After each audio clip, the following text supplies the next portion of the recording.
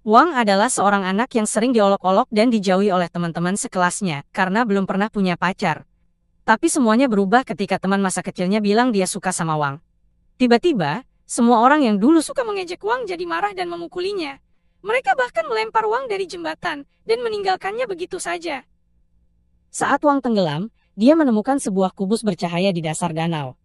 Setelah menyentuhnya, Wang mendapat kekuatan luar biasa yang membuatnya bisa membalas dendam pada para pengganggunya dan bahkan menguasai dunia. Tapi mari kita mulai dari awal. Wang sedang berada di acara kumpul-kumpul di sekolah bersama teman-teman sekelasnya, dan mereka semua sedang main jengah. Sekarang giliran Xin Yao yang bergerak, tapi begitu dia bertatapan dengan Wang, dia jadi gugup dan membuat kesalahan. Sesuai aturan permainan, siapapun yang membuat menara jatuh harus mengungkapkan rahasia, jadi teman-temannya meminta Xin Yao untuk memberitahu siapa gebetannya. Wang langsung senyum-senyum setelah mendengar ini, jadi teman-teman sekelasnya mulai menggoda dia. Karena mereka pikir tidak mungkin Xin Yao suka sama orang yang biasa-biasa aja kayak dia. Tapi yang mengejutkan semua orang, termasuk Wang, Xin Yao mengaku kalau dia beneran suka sama Wang.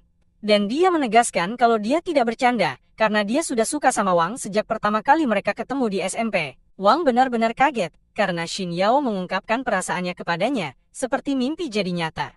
Tapi tepat setelah acara kumpul-kumpul berakhir, dia diculik dan sekarang sedang dipukuli habis-habisan di tepi sungai. Wang belum pernah bertemu orang-orang ini sebelumnya, tapi bos mereka, Sun Jun, ternyata naksir Xin Yao. Dan setelah tahu kalau Xin Yao suka Wang, bukannya menerima kenyataan dan move on, Sun Jun malah memutuskan untuk menyeret Wang ke tepi sungai, dan mesuruh anak buahnya mengancam akan membunuhnya. Wang mengenali Sun Jun sebagai pemimpin geng yang terkenal jahat. Dia juga ingat pernah mendengar bahwa Sun Jun sering mengganggu Xin Yao. Jadi dia sadar apa yang sedang terjadi di sini, tapi dia tidak bisa melakukan apa-apa menghadapi lawan sebanyak ini.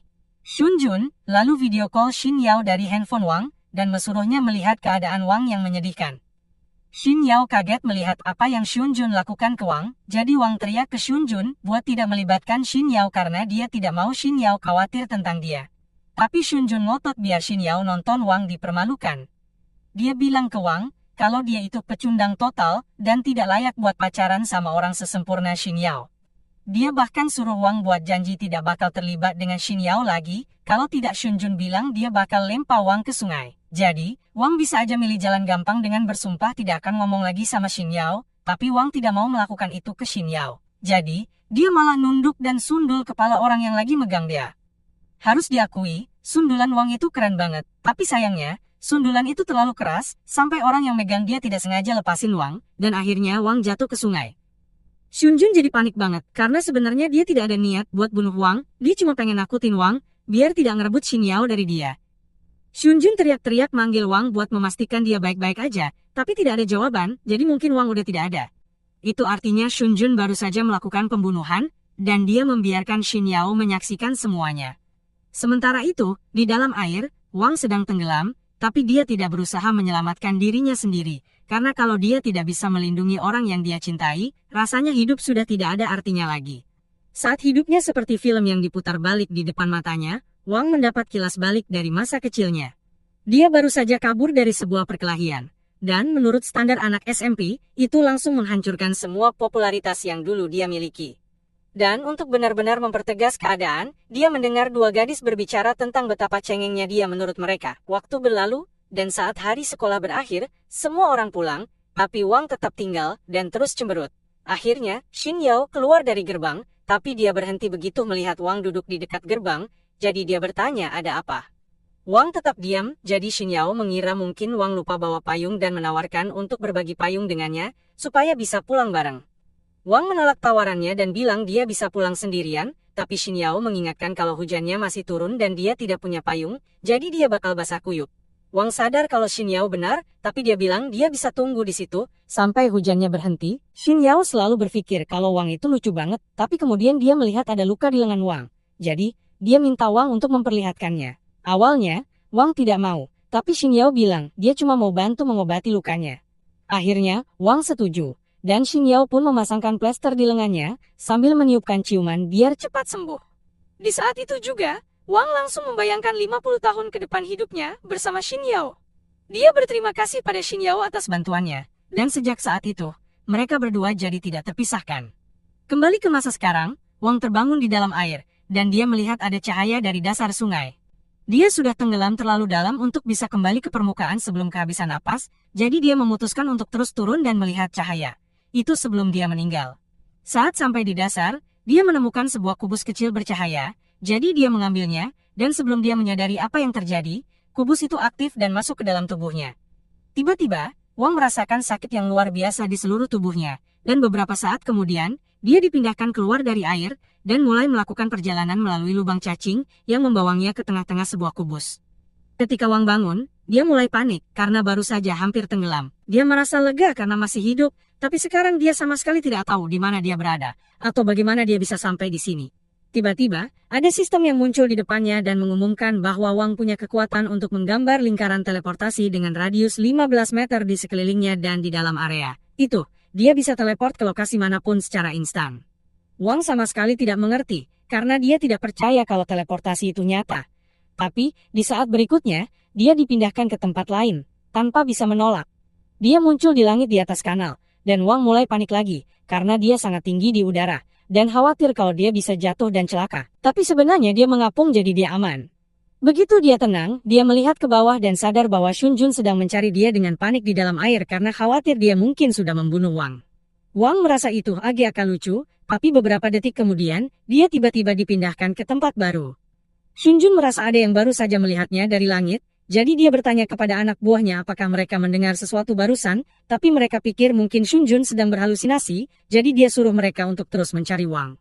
Sementara itu, Wang ternyata dipindahkan ke dalam kelas kosong di sekolahnya, dan sekarang dia yakin bahwa dia memang bisa teleportasi. Dia tidak ngerti gimana bisa dapat kekuatan ini. Tiba-tiba, ada suara yang ngomong ke Wang dan bilang, kalau dia baru aja aktifin kemampuan teleportasinya terus-menerus. Wang jadi panik dan khawatir kalau dia mulai gila karena dengar suara di kepalanya, tapi sistem itu bilang kalau sebenarnya dia ada di tubuh Wang, bukan di kepalanya. Itu tetap aja bikin Wang tidak nyaman, jadi dia suruh sistem itu keluar dari tubuhnya, tapi sistem itu tidak peduli, dan malah kasih tahu kalau ada seseorang yang mendekat. Ada seorang staf yang jalan ke arah kelas karena dengar suara aneh dari dalam, tapi begitu dia buka pintu, yang dia lihat cuma kelas kosong dengan genangan air di lantai. Akhirnya Wang berhasil sampai ke rumahnya, jadi dia memutuskan untuk mandi biar rileks. Setelah selesai mandi, dia mengambil handphone NYA dan ajaibnya masih berfungsi, padahal tadi ikut tercebur di dasar sungai bareng dia.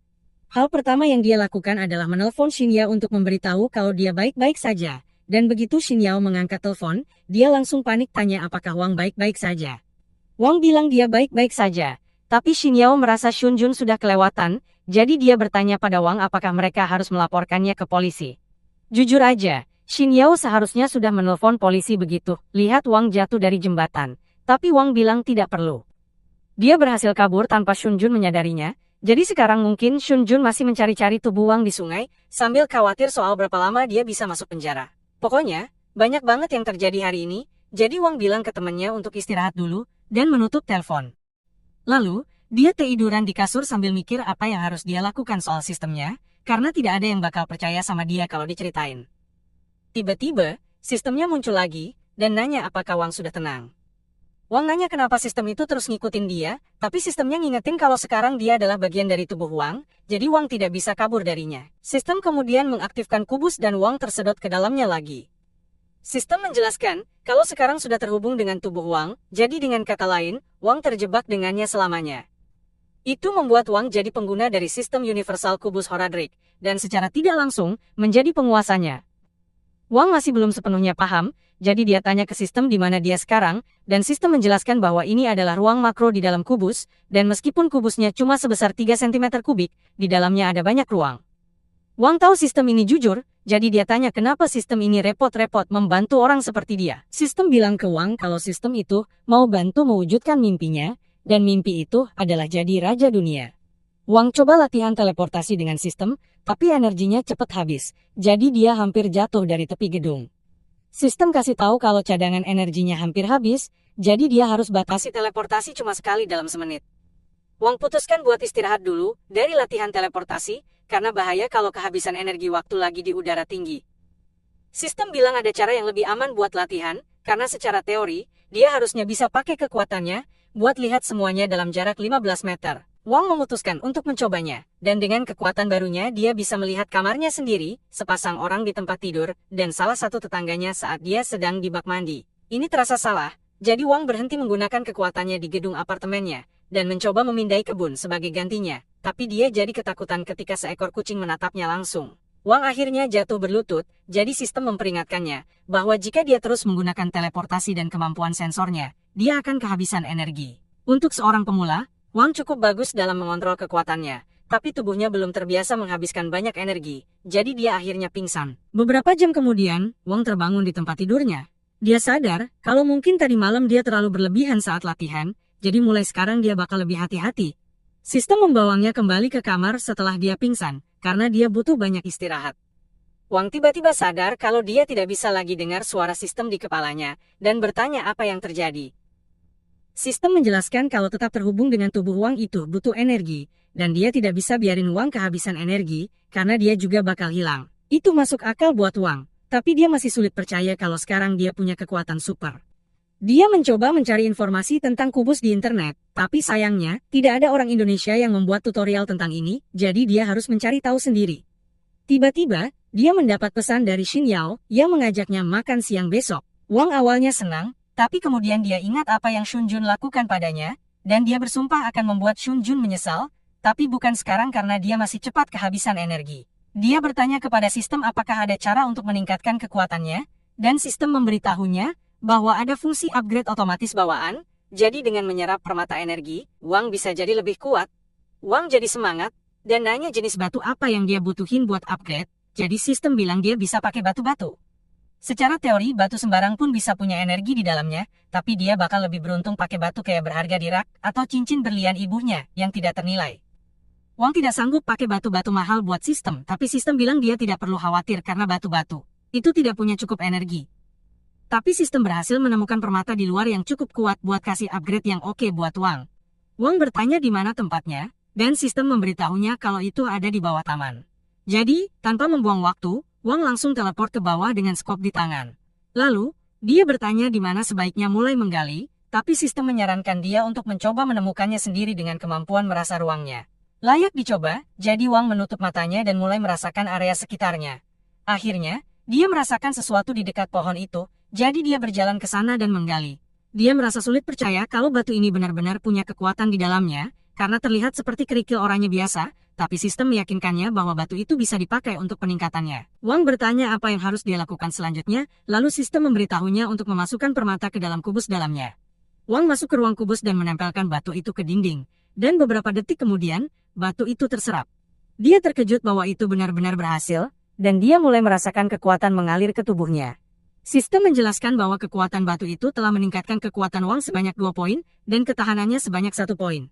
Kalau dia terus menyerap batu kekuatan, dia bisa meningkatkan kemampuan bertarungnya dengan besar. Keesokan paginya, alarm Wang berbunyi, jadi dia bangun dari tempat tidur, tapi dia masih mengantuk karena semalaman dia berburu batu kekuatan. Dia tiba-tiba ingat kalau hari ini harus pergi ke sekolah, jadi dia cepat-cepat bersiap dan berlari ke kelasnya beberapa menit kemudian. Begitu sampai di sana, Xin Yao mulai bertanya padanya tentang apa yang terjadi semalam, tapi dia sadar semua orang di kelas sedang menatapnya. Mereka masih ingat saat Xin Yao mengaku suka sama Wang, jadi mereka mulai menggoda dia soal itu. Tiba-tiba, ada keributan di pintu depan, karena Xun Jun baru saja muncul, dan hal pertama yang dia lakukan setelah sampai di sana, adalah memerintahkan salah satu bawahannya, untuk menendang seorang cowok secara acak. Xun Jun jelas masuk sekolah karena dia mencari Wang, jadi Xin Yao khawatir. Tapi, Wang bilang ke dia untuk tenang dan duduk kembali di tempatnya dulu. Xun Jun dengar kalau Wang masih hidup, jadi dia jalan ke depan kelas dan nanya di mana dia. Begitu dia sebut nama Wang, semua orang di kelas langsung lihat ke arahnya, karena mereka semua tukang ngadu. Wang coba cuek aja berharap Xun Jun bakal nyerah dan pergi, tapi ternyata Xun Jun udah lihat dia, jadi dia mulai naik tangga buat mendekatinya. Kayaknya Wang gak bisa menghindar dari masalah ini tanpa berkelahi, tapi dengan kekuatan barunya, dia harusnya bisa ngadepin Xun Jun. Biar yakin, dia nanya ke sistem apakah dia punya peluang bagus buat menang, dan sistem bilang ini bakal jadi kemenangan mudah, karena rata-rata kekuatan bertarung orang di sini cuma 5 dan kekuatan bertarung Wang sekarang, 22. Tiba-tiba, Yao mencoba berbicara dengan Xun Jun agar dia berhenti, karena dia tidak ingin Wang terluka. Tapi Xun Jun malah menghampiri dan mulai berbicara kasar tentang Wang. Yao mesuruh Xun Jun untuk pergi saja, tapi Wang sudah muak dengan ketidaksopanan ini. Jadi dia bangkit dan meminta maaf kepada Yao, karena membiarkan Shun Jun mengganggunya begitu lama. Tapi dia bilang sekarang dia akan mengurus Shun Jun. Shun Jun tersinggung, karena Wang berpikir bisa mengurusnya.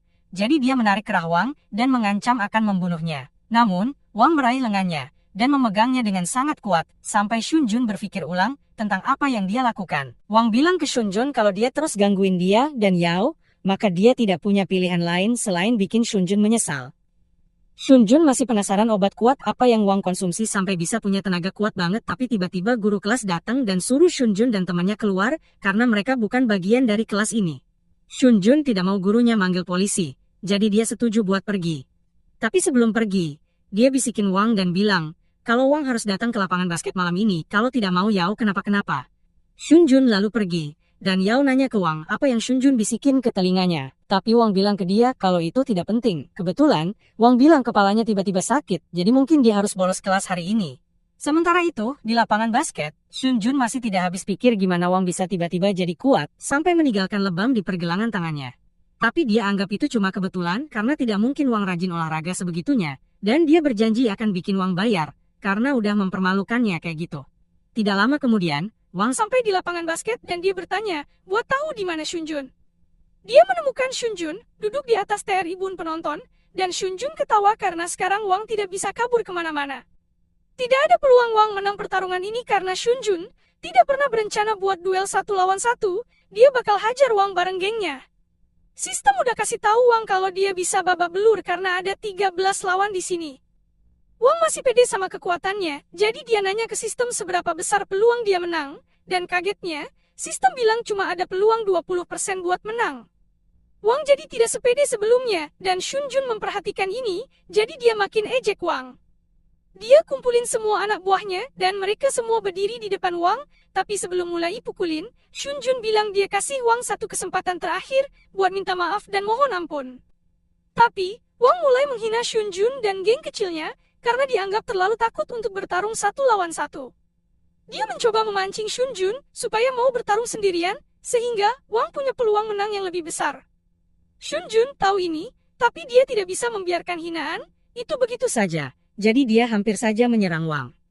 Tapi sebelum dia sempat, salah satu anak buahnya maju dan bilang akan bertarung melawan Wang untuk Shun Jun. Qiang adalah petarung terkuat di geng Shun Jun, jadi semua orang yakin, kalau Wang tidak punya kesempatan melawan dia. Bahkan Wang juga ragu apakah dia bisa menghadapinya, jadi dia meminta sistem untuk menganalisis kekuatan bertarung Qiang, dan ternyata cuma 10. Jadi seharusnya tidak terlalu sulit untuk dikalahkan. Qiang mengambil bola basket dan bersiap melemparkannya ke Wang, tapi sistem memperingatkannya, sehingga dia bisa menghindar tepat waktu. Qiang kemudian mencoba memukul Wang, tapi Wang memblokir dan bergerak lincah seperti petinju profesional. Sementara itu, di kelas, Yao khawatir tentang Wang karena dia bertingkah mencurigakan sebelumnya, dan sekarang dia tidak menjawab teleponnya, jadi Yao memutuskan untuk bertindak. Kembali ke Wang, Qiang masih belum berhasil memukul Wang satu kali pun, dan dia mulai kelelahan, jadi Wang hanya perlu memberikan pukulan terakhir sekarang. Qiang menyerang Wang lagi, tapi Wang masih terlalu cepat untuknya. Jadi, dia nangkep kaki Qiang, terus abis itu Qiang langsung kalah, karena Wang ngasih pukulan listrik, dan lempar Fang ke tembok. Anggota geng lainnya tidak percaya kalau Qiang bisa kalah sama orang biasa kayak Wang, jadi mereka nanya ke Shun Jun harus gimana. Shun Jun cuma ketawa dan bilang, meskipun Wang bisa kalahin Qiang, mereka masih terlalu banyak buat Wang lawan sendirian, jadi Wang bakalan tetap kalah. Wang nanya ke sistem, apakah peluangnya buat menang lawan geng? Itu meningkat.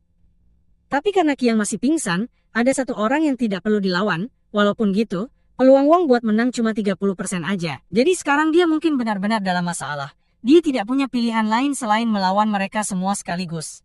Wang siap-siap dan mulai melawan serangan mereka.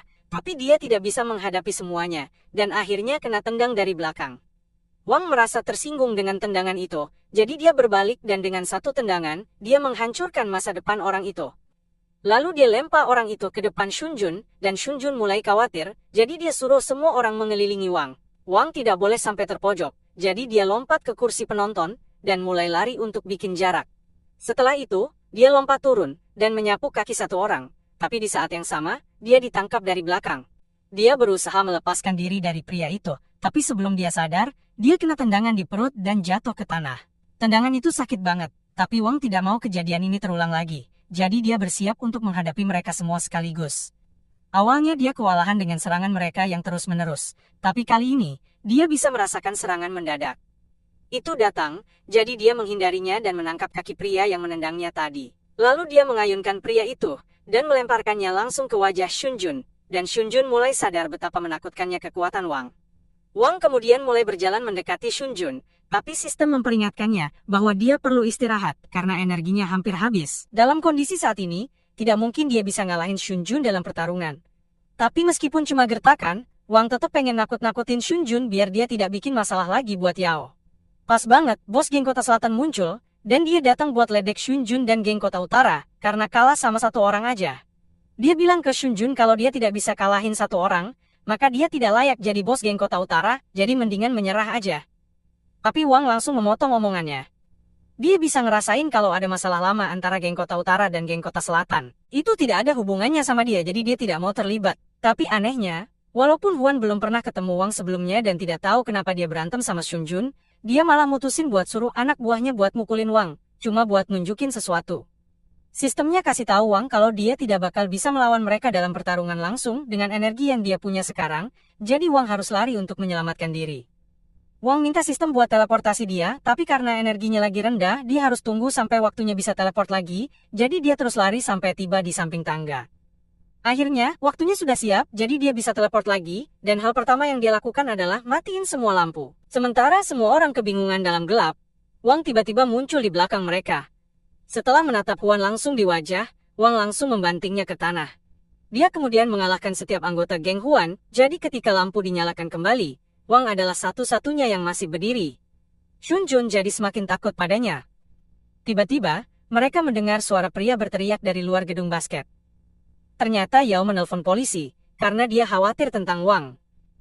Polisi sedang berusaha masuk melalui pintu yang terkunci, dan Yao meminta mereka untuk cepat karena temannya mungkin dalam bahaya di dalam sana.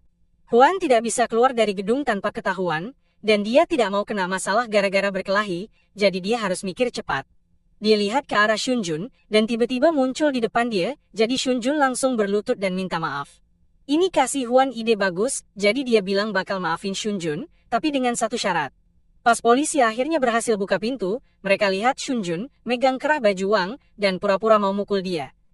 Shunjun dan Huan akhirnya kena masalah karena bikin keributan di ruang basket. Tapi Huan berhasil lolos tanpa masalah karena dia berhasil meyakinkan polisi, kalau dia cuma korban yang kebetulan ada di sana.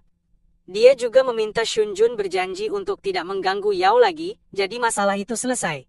Tapi perkelahian itu membuat Wang sadar kalau ada batasan pada kekuatannya, jadi dia harus semakin kuat secepat mungkin. Untuk itu, dia perlu mencari lebih banyak batu permata. Dia mencoba mencari di toko perhiasan, tapi langsung sadar kalau dia terlalu bokek untuk membeli salah satu dari itu, dan dia juga tidak mau mencuri. Dia sempat berpikir untuk cari Sugar Mama, supaya bisa beli batu permata, tapi itu tidak sepadan. Akhirnya, Wang memutuskan untuk keluar dan mencari batu permata di alam liar. Dia bawa banyak perlengkapan dan pergi ke pegunungan terdekat supaya bisa mulai mencari batu permata. Dan Wang memang menemukan beberapa, tapi yang satu ada di bawah batu besar, satu lagi di dasar danau, dan satu lagi terjebak 15 meter di bawah tanah. Jadi, tidak mungkin Wang bisa mencapainya sendirian. Tepat saat itu, sistem memberitahu Wang karena baru saja menemukan sebuah gua di bawah tanah, yang penuh dengan energi batu ajaib. Wang penasaran, jadi dia mencoba teleportasi ke dalam gua itu, tapi entah kenapa, walaupun gua itu masih dalam jangkauan, dia tidak bisa masuk. Sistem menjelaskan bahwa jika suatu area benar-benar tertutup rapat, maka Wang tidak bisa teleportasi ke dalam. Untuk bisa masuk ke gua, perlu ada celah minimal 1 cm, tapi Wang tidak punya kekuatan buat menggali sampai ke bawah sana. Dia memikirkannya sebentar, dan kalau yang dia butuhkan, cuma untuk dekat dengan celah di gua, dia mungkin bisa menemukannya dekat danau. Air pasti sudah mengikis tanahnya, jadi setelah memeriksa, dia menemukan celah kecil yang mengarah ke dalam gua. Begitu dia teleport ke dalam gua, dia terjatuh karena tidak menyangka lantainya sangat licin. Dia mengeluarkan senter, dan mulai melihat-lihat di dalam gua, untuk mencari sesuatu, tapi yang dia lihat hanya seekor katak random. Tiba-tiba, sistem memberitahu Wang bahwa ada batu energi terdeteksi tepat di depannya. Di depannya cuma ada tembok, jadi Wang jadi super kesal. Setelah semua usaha yang dia lakukan buat sampai ke sini, dia masih tidak bisa dapat batu energi. Tapi tiba-tiba dia rasain ada angin berhembus di wajahnya. Dia sadar kalau ada angin berarti ada lubang di suatu tempat. Begitu dia menemukan celahnya, Wang langsung teleport ke dalam. Setelah teleport lewat celah itu, Wang tiba-tiba ada di bagian gua yang baru banget. Dia melangkah maju beberapa langkah, tapi dia tidak terlalu perhatiin jadi hampir jatuh dari ujung tebing. Untungnya, dia berhasil selamatin dirinya, tapi senter dia sekarang hilang. Dia memutuskan untuk istirahat dulu, dan mencoba mencari permata sebelum melakukan hal lain. Tapi ternyata, Wang tidak sendirian di sini. Dia berhasil menemukan permata yang berkumpul di sisi lain gua, tapi saat dia mencoba mencari cara untuk ke sana, karena jaraknya di luar jangkauan teleportasinya, tiba-tiba ada ular raksasa yang mengendap di belakangnya. Tapi tepat saat ular itu mau memakannya, Wang memutuskan untuk teleportasi dari batu ke batu, sampai dia mencapai permata, jadi dia langsung teleportasi sebelum ular itu bisa menggigitnya. Dia belum menyadari bahwa ada ular di terowongan ini, jadi dia memutuskan untuk berjalan sisa perjalanan sambil menunggu teleportasinya bisa digunakan lagi. Akhirnya dia cukup dekat sehingga sistem bisa mengidentifikasi ada 12 batu energi di sini, jadi Wang sangat senang, tapi susah banget buat ambilnya, karena pijakan di dekat batu-batu itu sempit banget. Dia sama sekali tidak tahu kalau ada ular yang mau memakannya, dan dia tidak mau ambil resiko jatuh dan mati, jadi dia ragu-ragu buat teleportasi ke sana. Tapi tidak ada cara lain, jadi tepat sebelum ular itu menggigitnya, Wang teleportasi ke bawah dan berpegangan erat pada batu. Sekarang dia sudah cukup dekat dengan batu-batu energi itu, Wang mengikatkan tali pada dirinya untuk keamanan, dan mulai menambang batu-batu itu, dan setelah mendapatkan yang pertama, dia benar-benar bahagia banget. Tapi waktu dia mencoba mengambil yang kedua, tangannya terpeleset, dan dia tidak sengaja menjatuhkannya sampai ke dasar gua. Dia tidak mau kehilangan permata itu, jadi dia mencoba menggunakan kemampuan penginderaannya untuk menemukannya. Tapi, betapa terkejutnya dia ketika dia merasakan ada sesuatu yang besar di sebelahnya. Saat ular mencoba menggigitnya, Wang terpeleset dan jatuh dari tepi pilar, jadi ular itu mengejarnya. Untungnya, tali yang mengikat Wang di pinggang menghentikannya dari jatuh, jadi ular itu meleset dan jatuh ke dalam air. Tapi, beberapa saat kemudian, talinya putus dan Wang akhirnya jatuh ke dalam air juga. Sekarang, dia dalam bahaya tenggelam, tapi ular itu masih berusaha untuk memakannya, jadi Wang mengambil sekopnya, dan mencoba memukul ular itu. Tapi sekopnya tidak ngaruh sama sekali, jadi Wang tertangkap oleh ular tersebut, dan ular itu mulai melilitnya dengan erat. Wang minta ke sistem buat memindahkannya ke dimensi Q, tapi sistem bilang, dia tidak bisa melakukan, itu selama ular masih memegangnya. Jadi sebagai usaha terakhir, Wang menusukkan sekopnya ke ular, supaya ular itu melepaskannya. Ular itu melepaskannya, tapi Wang udah pingsan, karena kekurangan udara, jadi sistem otomatis memindahkannya ke dimensi Q. Begitu Wang sadar kembali, dia bilang ke sistem kalau dia mau menggabungkan semua permata yang baru saja dia kumpulkan.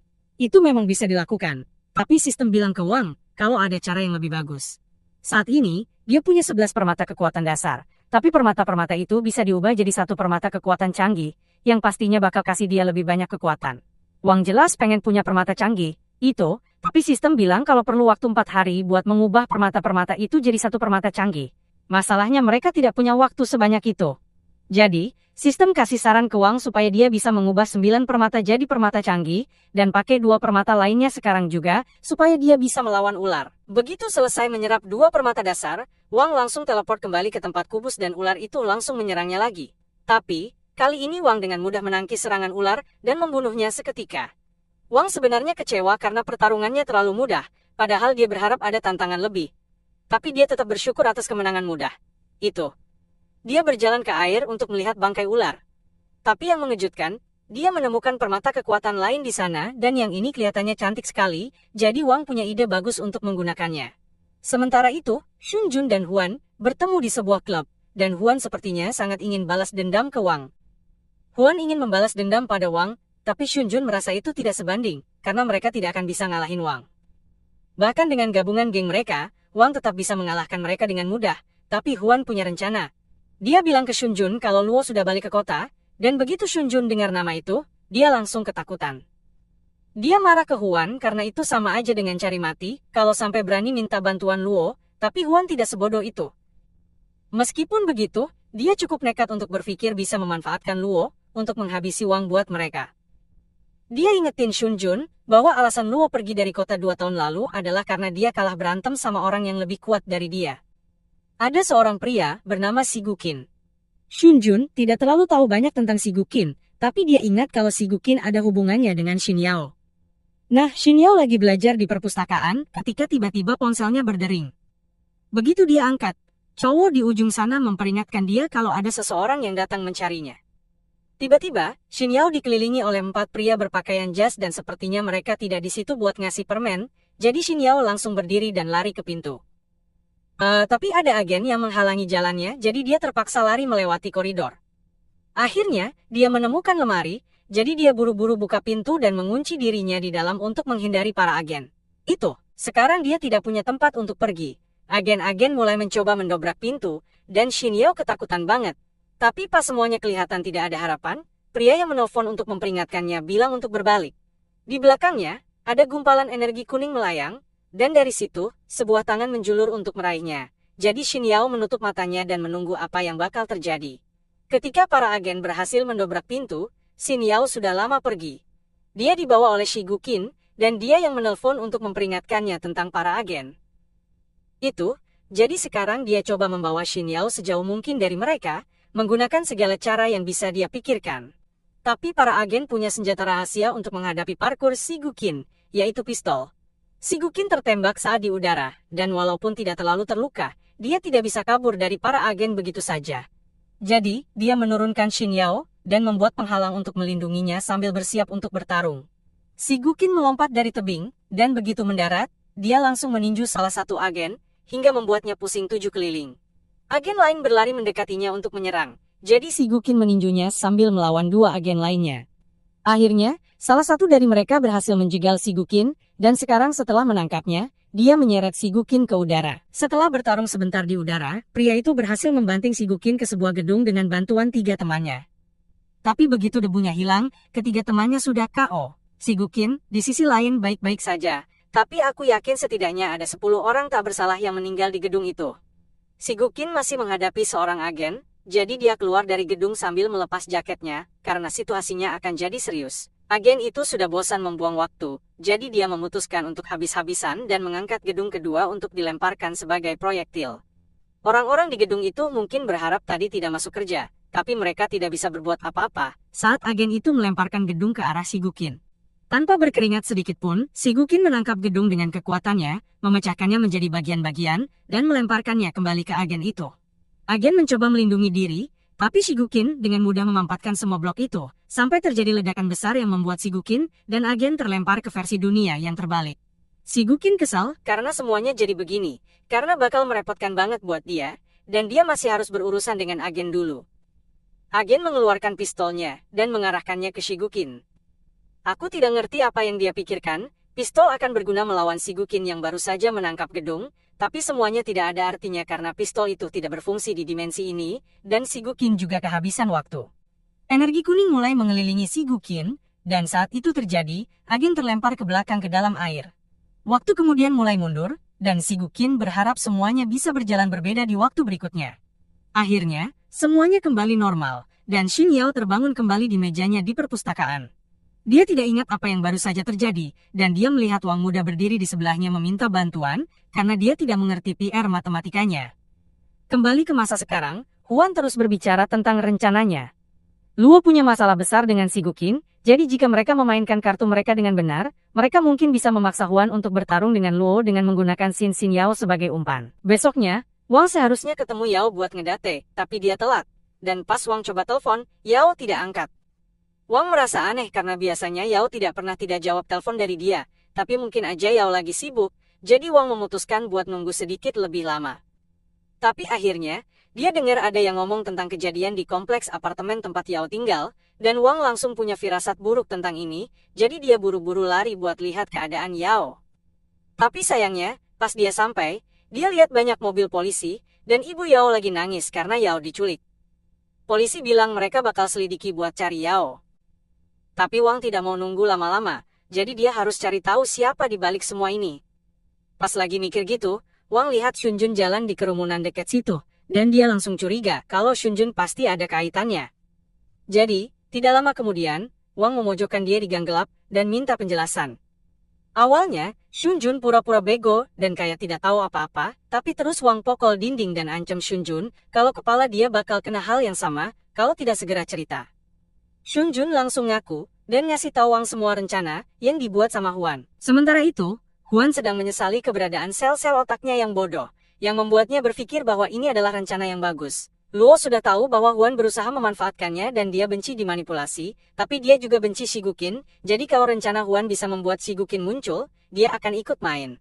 Tapi itu tidak berarti dia sudah memaafkan Huan, jadi saat ini Luo sedang main golf dengan mulut Huan.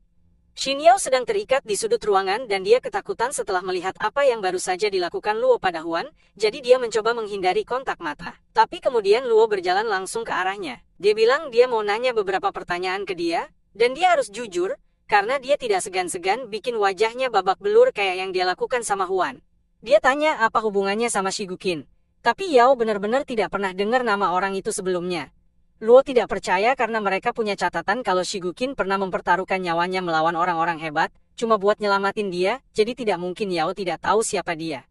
Bisa jadi Shigukin pernah nyelamatin Yao tanpa ngasih tahu identitas aslinya, jadi dia beneran tidak tahu siapa Shigukin, tapi Shigukin jelas tahu siapa Yao dan kelihatannya dia peduli banget sama Yao, jadi aneh aja kalau dia belum muncul buat nyelamatin Yao padahal dia udah diculik. Bahkan jika Shigukin muncul, pelayan tidak yakin kalau Luo bisa menang lawan Shigukin dengan kekuatan yang dia punya sekarang. Luo pikir itu konyol karena dia udah habisin banyak uang buat nyewa banyak petarung profesional demi balas dendamnya. Tapi mereka belum benar-benar tahu seberapa kuat Shigukin sebenarnya, jadi pelayan itu tidak yakin mereka bisa menang lawan dia. Dan mungkin bukan keputusan yang bijak buat membunuh atau menyakiti Yao sebelum mereka punya rencana buat menghadapi Shigukin. Luo ngerti maksudnya, jadi dia tenang dan setuju untuk tidak ganggu Yao dulu, dan keluar dari ruangan itu. Sementara itu, Shunjun baru aja selesai menjelaskan gimana Huan meyakinkan Luo buat menculik Yao, karena hubungannya dengan dosa Shigukin. Wang tidak ngerti sama sekali. Jadi dia nanya ke Shunjun tentang siapa sih sebenarnya Shigukin ini, dan kenapa Luo percaya bisa pakai Yao buat memancing dia keluar. Shunjun ingetin Wang tentang kejadian beberapa tahun lalu yang hampir bikin Xin Yao diculik. Cerita yang beredar di masyarakat adalah, ada orang baik hati yang kebetulan lewat dan nyelamatin dia. Tapi sebenarnya, orang itu adalah Shigukin. Sejak hari itu, banyak orang coba cari Shigukin, tapi gak ada yang berhasil karena Shigukin selalu misterius dan gak ninggalin jejak. Kecuali satu kali waktu dia muncul dan bikin 2 jari Luo patah. Sejak hari itu, Luo jadi terobsesi buat menemukan Shigukin, supaya bisa balas dendam. Huan memutuskan untuk memanfaatkan situasi ini dan memberi Luo beberapa informasi, agar Luo mau menculik Yao. Tapi biar jelas, Shunjun dari awal tidak setuju dengan rencana ini, jadi dia sama sekali tidak terlibat. Wang sudah cukup mendengar semuanya, jadi dia siap untuk menyelamatkan Yao. Dan karena Shunjun tidak terlibat, Wang membiarkannya pergi. Akhirnya, Wang tiba di lokasi konstruksi tempat Yao ditahan. Tapi saat mendekat, sistem memperingatkannya bahwa ada 7 ahli bela diri yang tangguh di sana. Wang sadar ini bisa jadi masalah, jadi dia bertanya ke sistem apakah pemrosesan permata energi itu sudah selesai.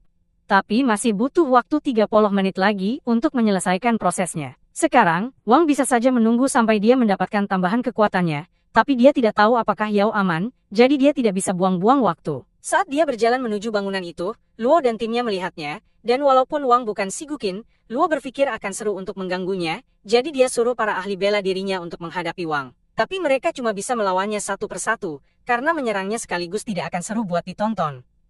Wang berjalan ke gerbang depan, dan dia hampir memecahkan gembok untuk masuk. Tapi dia dihentikan oleh seorang ahli bela diri, bernama Pablo. Dia memberitahu Wang bahwa kunci tersebut diperkuat dengan penghalang supernatural, jadi jika dia mencoba membukanya dengan paksa, dia akan mendapat serangan balik yang parah dan mati. Dalam situasi itu, Wang meminta kunci untuk membuka kunci tersebut, tapi Pablo tidak bisa memberikannya. Dia punya perintah untuk membunuh siapapun yang mencoba naik ke lantai atas, jadi dia memberi Wang kesempatan untuk mundur dan pulang. Namun, Wang tidak berniat meninggalkan Yao, dan jika Pablo mencoba menghalanginya, maka Wang harus mengalahkannya. Menurut sistem, tingkat kekuatan Pablo adalah 52, sedangkan tingkat kekuatan Wang masih 50. Jadi, dia dalam posisi yang sangat tidak menguntungkan di sini. Pablo melayangkan pukulan pertama, dan kelihatannya itu bisa mematikan, tapi Wang berhasil menghindar tepat waktu dan menendang wajahnya. Sayangnya, tendangannya tidak bikin Pablo sakit sama sekali.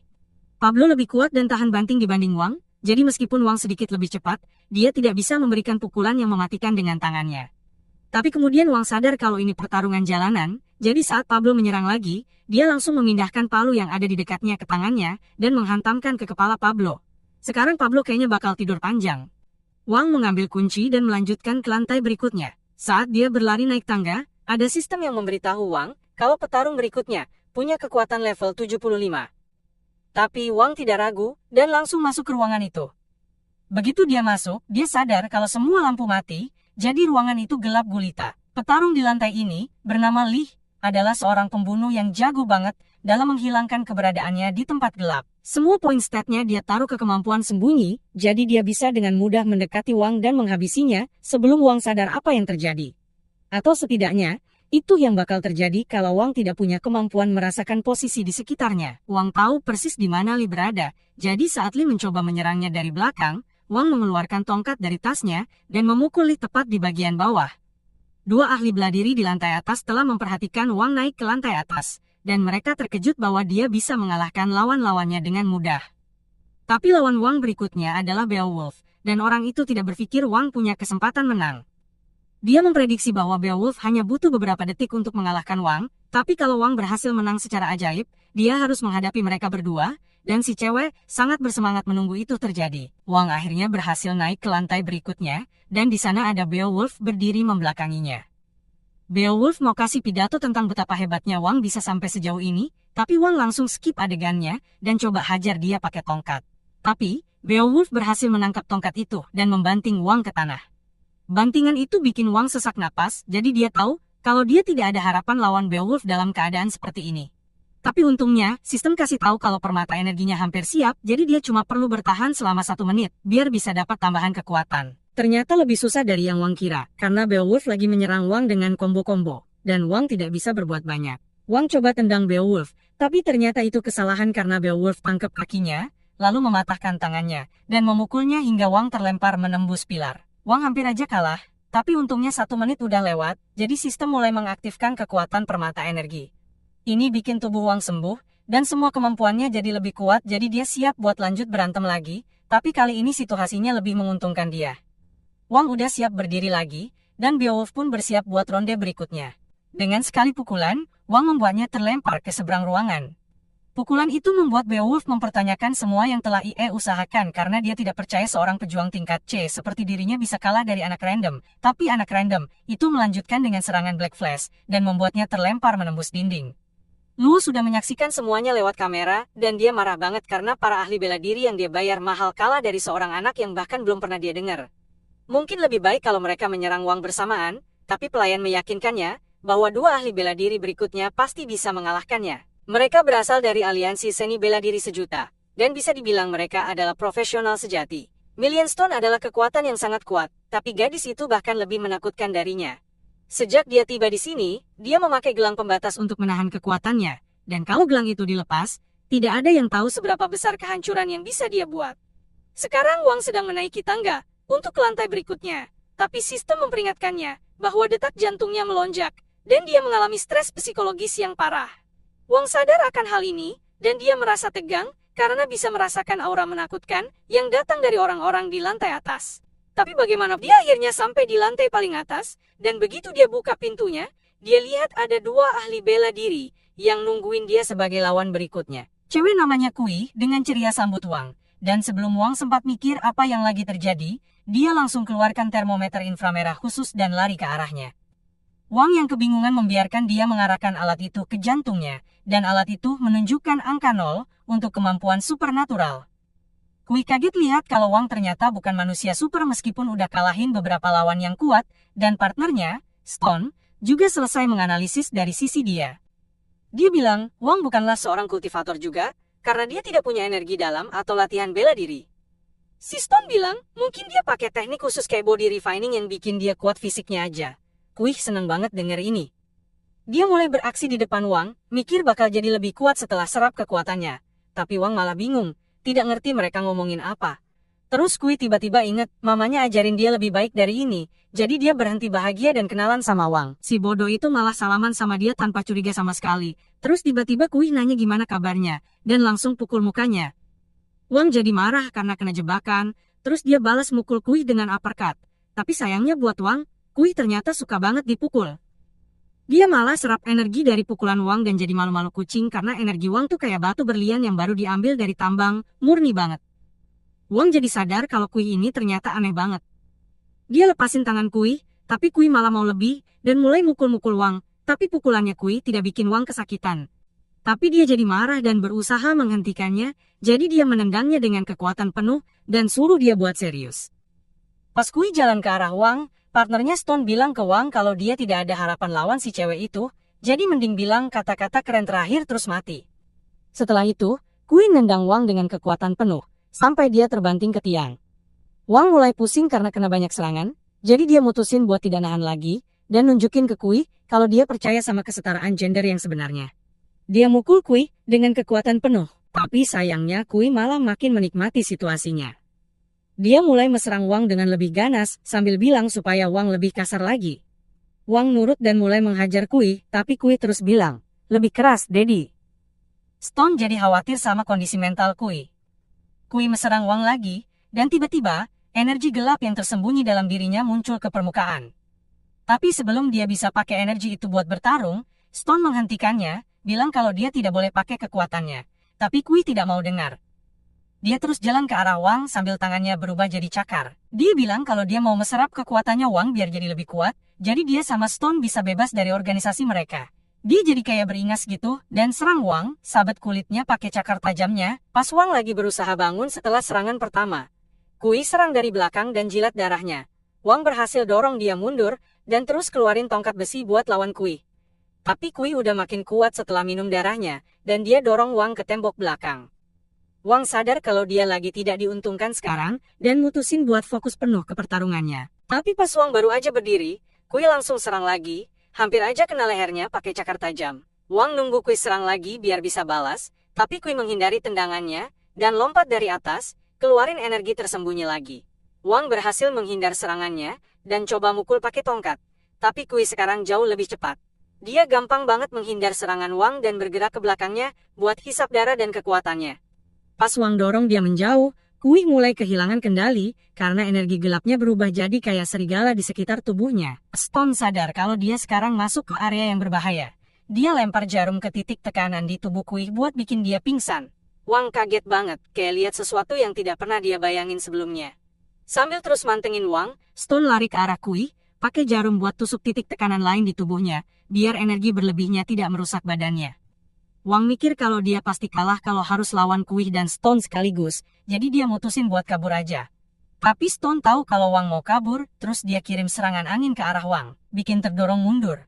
Wang kaget karena dia tidak lihat serangan apa tadi, tapi Stone juga lagi tidak fokus, karena Kui baru aja naik level, dan dia butuh pertolongan medis cepet. Stone mutusin buat cepet-cepet selesain pertarungan ini, dan lemparin pisau angin ke Wang, tapi si kubus ngasih tahu arah serangannya, dan Wang bisa menghindar. Stone kaget banget, Wang bisa menghindar dari serangan yang tidak kelihatan itu, dan dia jadi makin waspada sama pertarungan ini. Tiba-tiba Kui mulai mengerang kesakitan. Stone langsung ninggalin pertarungan buat nolongin partnernya dan terus bilang ke Wang buat lanjut dan selamatin ceweknya di atas. Wang kaget banget sama perubahan sikap mendadak ini, dan dia nanya ke Stone apakah dia menyerah, sambil bilang kalau jangan sampai Stone serang dia dari belakang nanti. Stone jadi kesel karena dia tidak bisa bertarung sementara Kui lagi dalam kondisi kayak gini. Tapi dia juga tidak bisa mengaku kalah karena nanti organisasinya tidak bakal ampuni dia. Wang sadar juga soal ini, dan dia mutusin buat manfaatin situasi ini, buat pojokan Stone biar tidak balik lagi samperin dia. Dia bilang karena Stone tidak mau mengaku kalah, berarti pertarungan mereka belum selesai. Sadar kalau dia tidak bisa gampang meyakini Wang buat pergi, Stone akhirnya memutuskan buat keluarin koin 1.000.000, simbol dari organisasi dia dan bikin sumpah darah di atasnya, buat tidak serang Wang dari belakang. Dia bilang kalau sumpah darah itu janji paling sakti yang bisa dibuat sama seorang kultivator, terus dia bilang juga kalau dia bakal jadi debu kalau melanggar perjanjian sama Wang. Wang merekam semua trik itu di handphone NYA, dan terus nerima koin dari Stone, sambil bilang kalau dia percaya sama orang yang punya integritas. Terus dia mutusin buat ledek kekalahan besar itu di muka Stone, sambil ingetin dia buat bersikap baik lain kali, dan entah gimana si ahli bela diri itu tetap tenang di depan orang yang nyebelin ini yang meledek dia. Wang kabur bawa barang itu, dan Stone langsung hubungi anggota ketiga dari kelompok mereka, bilang kalau mereka harus balik ke markas cepetan, karena Kui lagi tidak enak badan.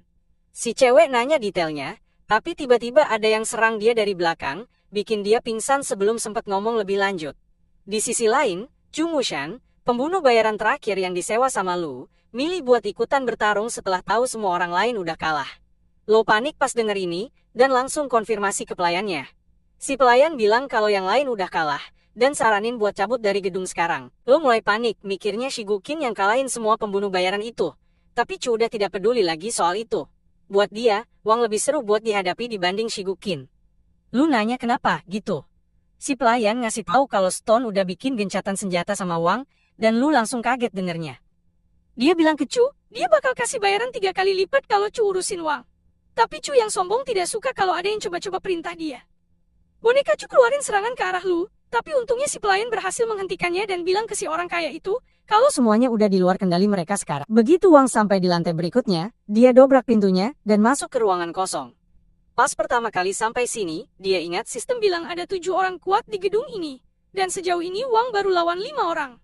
Berarti harusnya ada seseorang yang jaga lantai ini, tapi sejauh yang dia lihat, tempat ini kosong banget.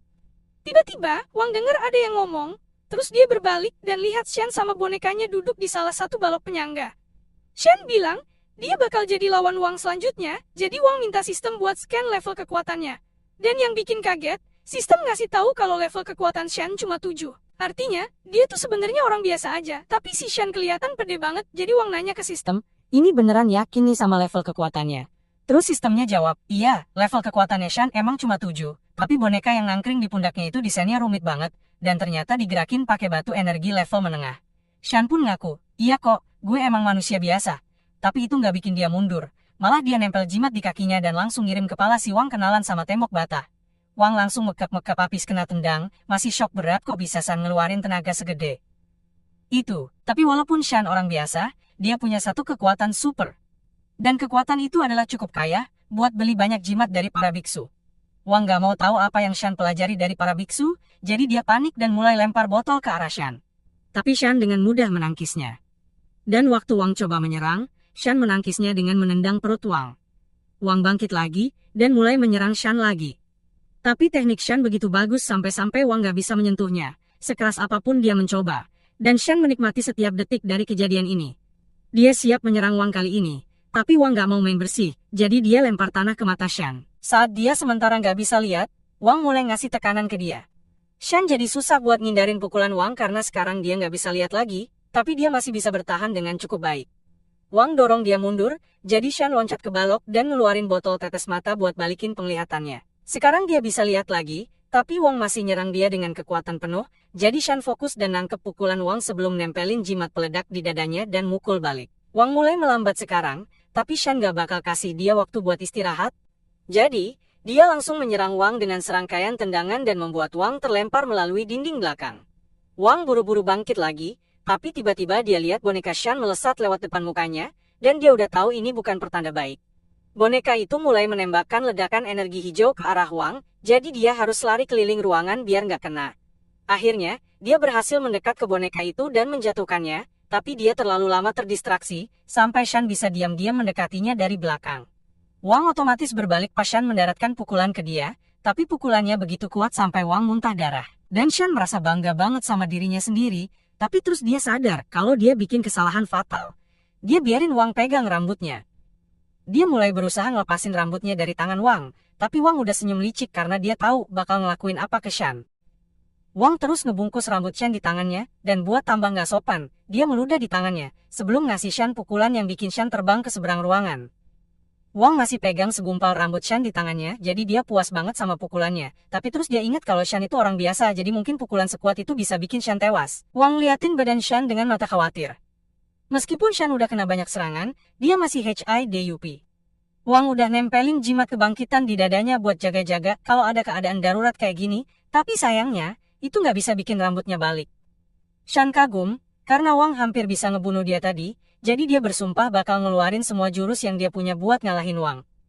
Pertama, dia pakai krim penumbuh rambut dari China, buat balikin rambutnya, terus dia tutup badannya pakai berbagai jimat peningkat buat nambah kekuatannya. Dengan kekuatan barunya, Shen mulai menyerang Wang dengan super cepat, dan bikin Wang terbang-terbang di ruangan.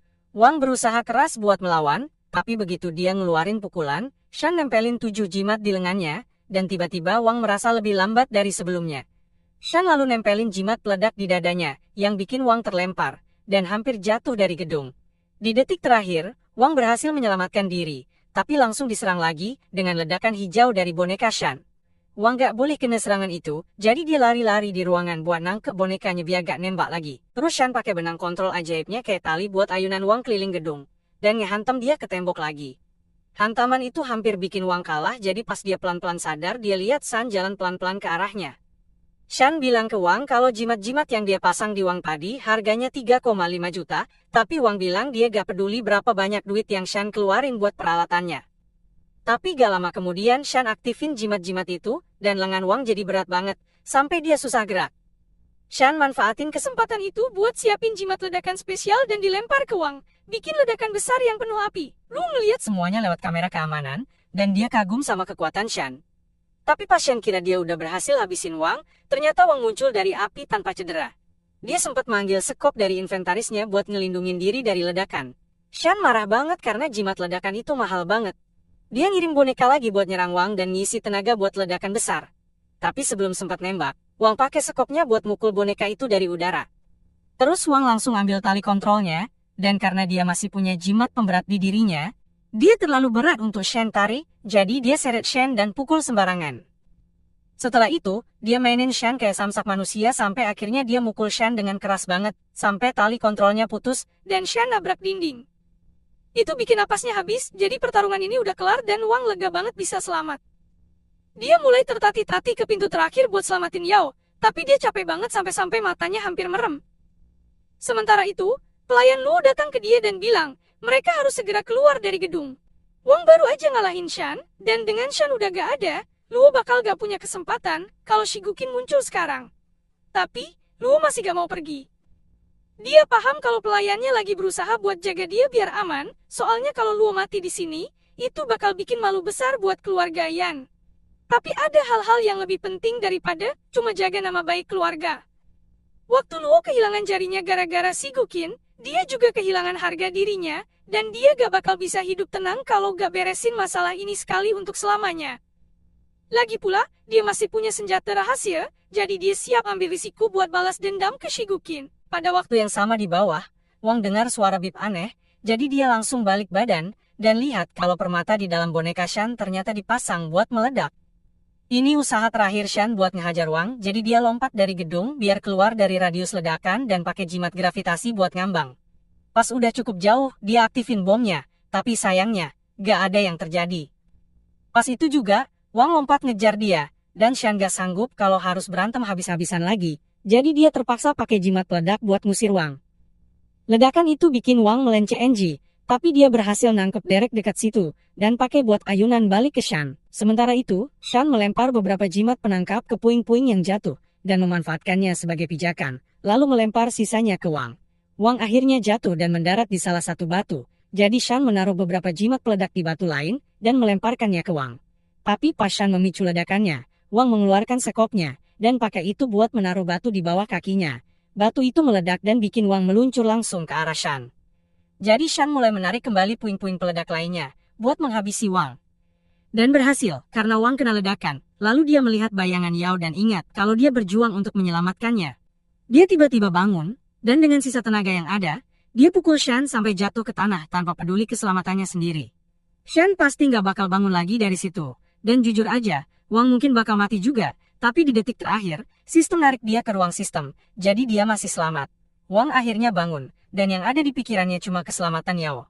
Sistem kasih tahu kalau energi Shan tiba-tiba hilang pas benturan, jadi mungkin dia teleport buat nyelamatin diri, ninggalin bajunya doang. Emang nyebelin Shan masih berkeliaran, tapi Wang gak punya waktu buat mikirin itu, karena dia masih harus pastiin Yao baik-baik aja. Dia naik lagi ke atas gedung, dan begitu sampai di lantai paling atas, dia mulai memanggil-manggil nama Yao. Sambil nyari-nyari, dia nemuin Huan yang lagi meringkuk di pojokan, terus dia inget kalau semua ini gara-gara Huan, jadi dia ngancem bakal habisin dia kalau Yao kenapa-napa. Huan langsung minta ampun, jadi Wang nuntut buat tahu di mana Yao ditahan. Huan nunjuk ke dinding yang ditutup papan, dan Wang nemuin Yao di dalam, jadi dia mulai ngebongkar papan-papan itu biar bisa sampai ke Yao. Yao mulai geleng-geleng kepala kayak mau bilang jangan mendekat, tapi Wang gak nyadar sama sekali, karena dia terlalu fokus buat ngebebasin dia. Setelah selesai ngelepasin ikatan, Yao ngelepas lakban dari mulutnya, dan bilang ke Wang kalau Luo pasang bom di bawah kursi ini, dan kalau dia berdiri bomnya bakal langsung meledak. Dia nyuruh Wang buat ninggalin dia dan selamatin diri sendiri, tapi Wang udah hadapin ledakan seharian jadi bom kecil kayak gini, bukan masalah buat dia. Tapi pas dia mau cabut bom dari kursi Yao, Luo tiba-tiba muncul dan nutupin pintu masuk ruangan pakai pintu besi. Seluruh ruangan juga ditutupin jimat yang dibuat Xian jadi Wang gak bisa teleport dari sini. Masalah gede banget karena rencana Wang tuh mau teleport bomnya keluar. Jadi Wang nanya ke sistem, tahu gak cara matiin bom ini? Sistem bilang gak bisa stop bomnya meledak. Terus Wang punya ide buat simpan bomnya di ruang kubusnya. Jadi, meskipun bomnya meledak, Yao gak bakal kena. Wang bilang ke Yao, sekarang semuanya aman. Yao langsung peluk Wang karena dia beneran khawatir sama Wang. Wang seneng banget bisa lindungi Yao. Tapi pas bomnya meledak di ruang kubus, Yao kaget banget. Karena darah Wang muncrat ke wajahnya. Wang jatuh ke lantai dalam keadaan koma, dan Yao panik mencoba membangunkannya. Sementara itu, Luo kesal, karena bomnya gak membunuh Yao seperti yang dia rencanakan. Tapi, dia udah terlalu jauh buat nyerah, jadi saat Wang masih pingsan, Luo masuk ke ruangan dengan pistol, dan nembak Yao 2 kali di punggung. Penjagarnya Luo lalu datang dan bilang, kalau si Guqin udah sampai, jadi mereka harus pergi sekarang juga. Luo dan butlernya kabur, ninggalin Wang dan Yao buat mati. Wang berhasil selamat dari ledakan, tapi dia masih linglung dan bingung, jadi dia gak tahu apa yang baru aja terjadi. Namun, kenyataan langsung menampar dia begitu dia lihat tangannya yang penuh darah Yao. Dia coba bertahan dari rasa sakit biar bisa bawa Yao ke rumah sakit, tapi tiba-tiba si Guqin muncul dan bilang ke Wang kalau dia gak bakal bisa selamatin Yao. Si Guqin teleport Yao dari pelukan Wang dan siap bawa dia pergi. Wang gak tahu di mana si Guqin, jadi yang dia tahu, ada orang random yang tiba-tiba muncul dan lompat dari jendela sambil bawa Yao.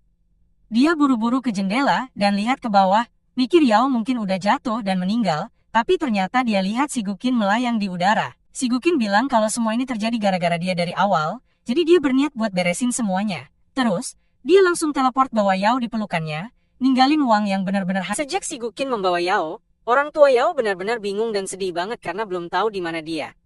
Wang juga merasa bersalah banget karena merasa tidak bisa melindungi Yao dengan baik. Sekarang, Yao hilang dan kubus itu tidak merespon Wang lagi, jadi dia merasa benar-benar tidak berdaya. Dia masih bisa teleportasi, tapi kekuatannya kayak di-reset karena kerusakan, jadi dia tidak bisa selamatin Yao. Tiba-tiba, ada mobil yang berhenti di belakang Wang, dan seorang wanita keluar dengan payung bernama Mu Yuqian.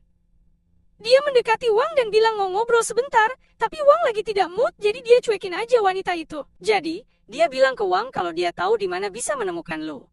Ini bikin Wang langsung tertarik, karena dia masih harus balas dendam sama Lu yang udah nembak Yao dari belakang. Wang langsung minta dia kasih tahu di mana Lu. Tapi sebelum itu, dia mau Wang ikut dia dulu. Mereka pergi ke restoran, dan begitu duduk, Wang langsung nanya lagi di mana Lu. Tapi dia punya satu pertanyaan buat Wang sebelum kasih info. Wang setuju buat dengerin, jadi dia mulai nanya kenapa menurut Wang kemampuan super manusia tidak jadi pengetahuan UMUM, padahal bisa bikin kekacauan. Wang mikir kalau orang-orang luar biasa, itu cuma jago nutupin jejak mereka, tapi si perempuan bilang dia salah. Dia jelasin kalau sebenarnya ada organisasi yang tugasnya nutupin semua bukti aktivitas manusia super, meskipun Wang bilang dia tidak terlalu peduli. Si perempuan bilang dia harus mulai peduli, karena dia udah lama melindungi Wang dari bayang-bayang. Tapi Wang malah ketawa lucu karena si perempuan bilang melindungi dia padahal ada 3 cowok di belakang siap nembak kapan aja. Yuqian jadi sedikit panik setelah sadar kalau Wang udah sadar akan hal itu, jadi dia coba ambil pistol dari roknya. Tapi Wang udah tahu soal pistol itu berkat kesadaran ruangnya, jadi dia bilang ke Yuqian, buat hati-hati banget sama langkah selanjutnya. Dia bilang dia tidak mau berantem, tapi juga tidak suka kalau ada yang arahin senjata ke dia. Si cewek mulai tenang dan nanya ke Wang apakah dia ragu sama perkataannya tentang ada organisasi yang ngurusin para manusia super. Tapi Wang malah percaya bagian itu. Dia belum mikir banget soal itu sebelumnya, tapi kenyataan bahwa ada banyak manusia super di dunia berarti pasti ada organisasi yang atur mereka. Tapi, dia tidak paham apa yang Yuqian inginkan darinya. Yuqian jelasin kalau manusia super yang baru bangkit kayak Wang itu dalam bahaya besar bisa jadi target manusia super lain. Makanya dia berusaha keras buat menjaga dia tetap aman. Tapi sebagai gantinya, dia pengen dia bantu balik sedikit. Wang udah tahu arahnya kemana, jadi dia nanya apa dia mau dia jadi tentara bayaran kayak 2 orang tadi. Tapi setelah periksa kekuatan mereka, Wang sadar kalau mereka levelnya di bawah C, jadi jauh banget dari dia soal kekuatan. Salah satu anak buah Yuqian, ngasih tahu kalau Wang udah di atas level B soal kekuatan, jadi bisa terlalu berisiko minta bantuannya. Dia tahu risikonya, tapi Wang bakal jadi aset yang berharga, jadi dia bilang Wang cuma perlu selesaikan 3 misi buat dia. Kemudian dia akan memberikan informasi tentang Lu kepadanya. Wang tidak masalah melakukan misi untuknya, tapi dengan syarat dia juga mendapatkan info tentang si Guqin. Dan yang bikin kaget, Yuqian setuju tanpa pikir panjang. Dia menggeser sebuah folder di meja, dan bilang ke Wang kalau ini adalah misi pertamanya. Dia akan jadi pengawal buat orang penting, tapi Wang kurang suka, karena mungkin dia harus bolos banyak kelas. Yukian menenangkannya dengan bilang, kalau tidak perlu khawatir, karena kerjaannya cuma sehari. Dia bakal jadi pengawal di negara bagian H, dan akan dibayar $50.000 untuk pekerjaan itu. Yang ternyata jauh lebih tinggi dari yang Wang kira. Wang mulai merasa curiga dan bertanya kenapa dia harus percaya padanya, tapi kenyataan bahwa dia mengajaknya. Ngobrol santai di sini harusnya cukup jadi bukti, kalau dia tidak punya niat jahat. Kecuali soal pistol yang hampir dia keluarkan tadi. Tapi terlepas dari itu, Wang tetap harus menjalani tes untuk membuktikan kalau dia cukup layak buat pekerjaan ini, jadi dia penasaran dengan kemampuan Wang nanti. Yukian dan timnya lalu bangun meninggalkan toko, dan Wang ditinggal sendirian dengan berkas misi. Dia sebenarnya tidak suka ide bekerja untuk orang-orang aneh ini, tapi kalau mau menyelamatkan Yao, dia butuh informasi sebanyak mungkin. Dan sekarang, Yukian satu-satunya yang punya informasi itu. Saat Yukian di mobil sama bawahannya, dia tanya kenapa Yukian pilih minta tolong sama Wang. Wang itu terlalu sulit ditebak buat bisa dikendalikan dengan mudah, dan Yukian paham itu. Tapi kamu tidak bisa berharap untung tanpa ambil risiko. Kalau Yukian tidak berani ambil risiko sama Wang, dia tidak akan bisa kembangkan organisasinya. Lagi pula, dia udah selidiki Wang dengan baik, dan dia kelihatan anak baik. Sudah sebulan sejak dia dapat kekuatannya, dan dia belum pernah lakuin hal jahat. Dia juga berhasil mengalahkan beberapa petarung level B, makanya dia masuk catatan sebagai level B. Tapi, dia merasa kalau sebenarnya dia bisa lebih dari itu. Selama ini, Wang mendengarkan percakapan mereka, karena dia menaruh kubusnya di mobil Yukian, dan bersembunyi di ruang dimensinya. Sekarang, dia tahu kalau Yukian cuma memanfaatkannya untuk keuntungan pribadi. Wang sedikit lega karena lebih mudah berurusan dengan Yukian kalau dia cuma mau menggunakan Wang buat meningkatkan reputasi organisasinya. Tapi, saat terus mendengarkan, dia dengar anak buah Yukian bertanya apa dia benar-benar berniat memberikan semua informasi tentang Lu ke Wang. Karena kalau orang tahu mereka bocorin info kayak gitu, bisa bikin masalah buat mereka. Yukian bilang ke dia supaya tidak usah khawatir karena dia udah pikirin itu. Dan karena Wang tidak tahu apa-apa soal keluarga Lu, dia bisa kasih info yang tidak rahasia biar Wang tidak ganggu mereka lagi. Setelah dengar ini, Wang marah banget karena Yukian coba bohongin dia. Dia tidak bakal biarin Yukian lolos gitu aja, tapi untuk sementara, dia mutusin buat ikutin permainan Yukian karena dia tidak punya petunjuk lain soal Lu atau Shigukin. Besoknya, Wang pergi ke lokasi buat penilaiannya, tapi dia mulai bingung, karena GPS yang dia dapat dari Yukian malah ngebawa dia ke hutan yang tidak jelas. Dia mulai merasa kebingungan apakah dia tersesat, tapi kemudian dia melihat ada rumah tersembunyi di antara pepohonan. Saat dia mendekat, gerbang depan rumah itu terbuka untuknya. Di dalam rumah besar itu, sudah ada beberapa petarung lain yang berkumpul, dan mereka semua di sana untuk penilaian, sama seperti Wang. Beberapa menit setelah dia tiba, seorang pria berdiri di depan semua orang, dan memberitahu bahwa penilaian akan segera dimulai.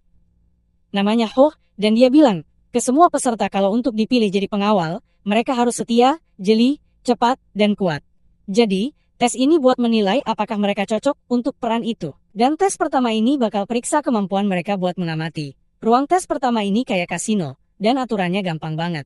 Tiap peserta dikasih 5 keping buat main, dan mereka harus kumpulin 10 keping buat lanjut ke level berikutnya.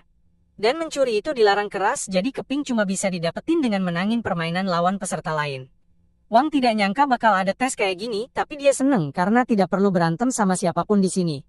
Masalahnya sekarang, dia belum tahu cara menangin keping di permainan ini. Seorang pria datang ke sampingnya, dan bilang, yang dia perlu lakuin cuma menangin 5 keping lagi buat lanjut. Kayaknya ini tidak bakal semudah itu. Dia kasih saran ke Wang buat menjauh dari semua mesin slot, karena bahkan di kasino biasa pun mesin slotnya udah diatur, jadi tidak mungkin mereka bisa menang jackpot di sini. Secara statistik, main high-low harusnya kasih peluang bagus buat sukses, tapi bahkan permainan kartu di sini juga udah diatur, jadi main lawan pemilik rumah bakal hampir selalu bikin kalah. Setelah ngomong gitu, dia ada usulan buat Wang, tapi tiba-tiba dia sadar, kalau Wang udah pergi beberapa menit lalu buat cari permainan yang bisa dia menangkan. Sementara itu, Wang lagi jalan-jalan di kasino, dan ketemu permainan yang butuh cari koin yang disembunyiin di bawah cangkir. Orang yang tadi main barusan kehilangan semua chipnya ke penjaga kubus, dan Wang bisa tahu kalau ada yang tidak beres di sini, tapi dia belum yakin apa itu. Pas banget, orang yang tadi datang lagi dan tanya ke Wang kalau dia mau taruhan lawan dia di permainan cangkir itu. Wang tanya balik, yakin mau taruhan? Soalnya kayak ada yang aneh di sini. Tapi si orang itu merasa Wang masih pemula. Jadi, selama dia taruhan lawan Wang, dia tidak bakal kalah. Dia mulai ejek Wang dan nanya apa dia takut. Tapi permainan ini sebenarnya pas banget buat Wang. karena dia punya kemampuan merasain ruang. Jadi Wang akhirnya terima tantangan dari pria itu. Dia taruh semua chip NWA di meja dan bilang dia akan taruhan habis-habisan. Pria itu juga ikut-ikutan, yakin banget bakal menang semua chip Wang. Pria itu berusaha keras ikutin gerakan gelas-gelas itu dengan matanya. Tapi pas si wanita selesai mengocok, Wang senyum. Karena dia akhirnya ngerti trik curangnya. Si wanita minta para pemain buat tebak. Dan pria itu yakin banget koinnya ada di bawah gelas kiri. Tapi pas giliran Wang nebak, dia bilang koinnya ada di tangan si wanita. Semua orang pikir Wang aneh, dan si wanita coba bujuk dia buat pilih salah satu gelas aja. Dia yakin banget kalau koinnya ada di tangan cewek itu. Dia bahkan pindahin koin dari tangan kiri ke tangan kanan tanpa ada yang sadar, cuma buat coba kerjain Wang. Tapi Wang tidak gampang ketipu sama trik kayak gitu. Jadi, dia minta cewek itu buat buka tangannya dan tunjukin ke semua orang. Cewek itu tidak bisa sembunyiin lagi, jadi dia terpaksa nunjukin kalau koinnya emang ada di tangannya, bikin Wang jadi pemenang taruhan. Secara teknis, cewek itu tidak melanggar aturan, karena main curang tidak dilarang, tapi Wang yakin banget kalau dia lihat koin di bawah gelas kiri, jadi dia masih bingung banget. Setelah mikir lebih lama, dia tiba-tiba sadar apa yang sebenarnya terjadi. Kayaknya si wanita itu punya 2 koin di tangannya pas awal, terus cuma masukin 1 ke dalam cangkir. Pas si pria nebak, ada pintu jebakan yang kebuka di bawah cangkir buat sembunyiin koinnya. Dia dorong si wanita ke samping dan mulai cari-cari pintu jebakan di meja, tapi tidak nemuin apa-apa. Karena tidak ada bukti, wanita itu bilang biar dia terima kekalahan aja. Dia tidak nyangka kena trik sesederhana itu. Dan lebih kaget lagi karena orang biasa kayak Wang bisa nebak triknya.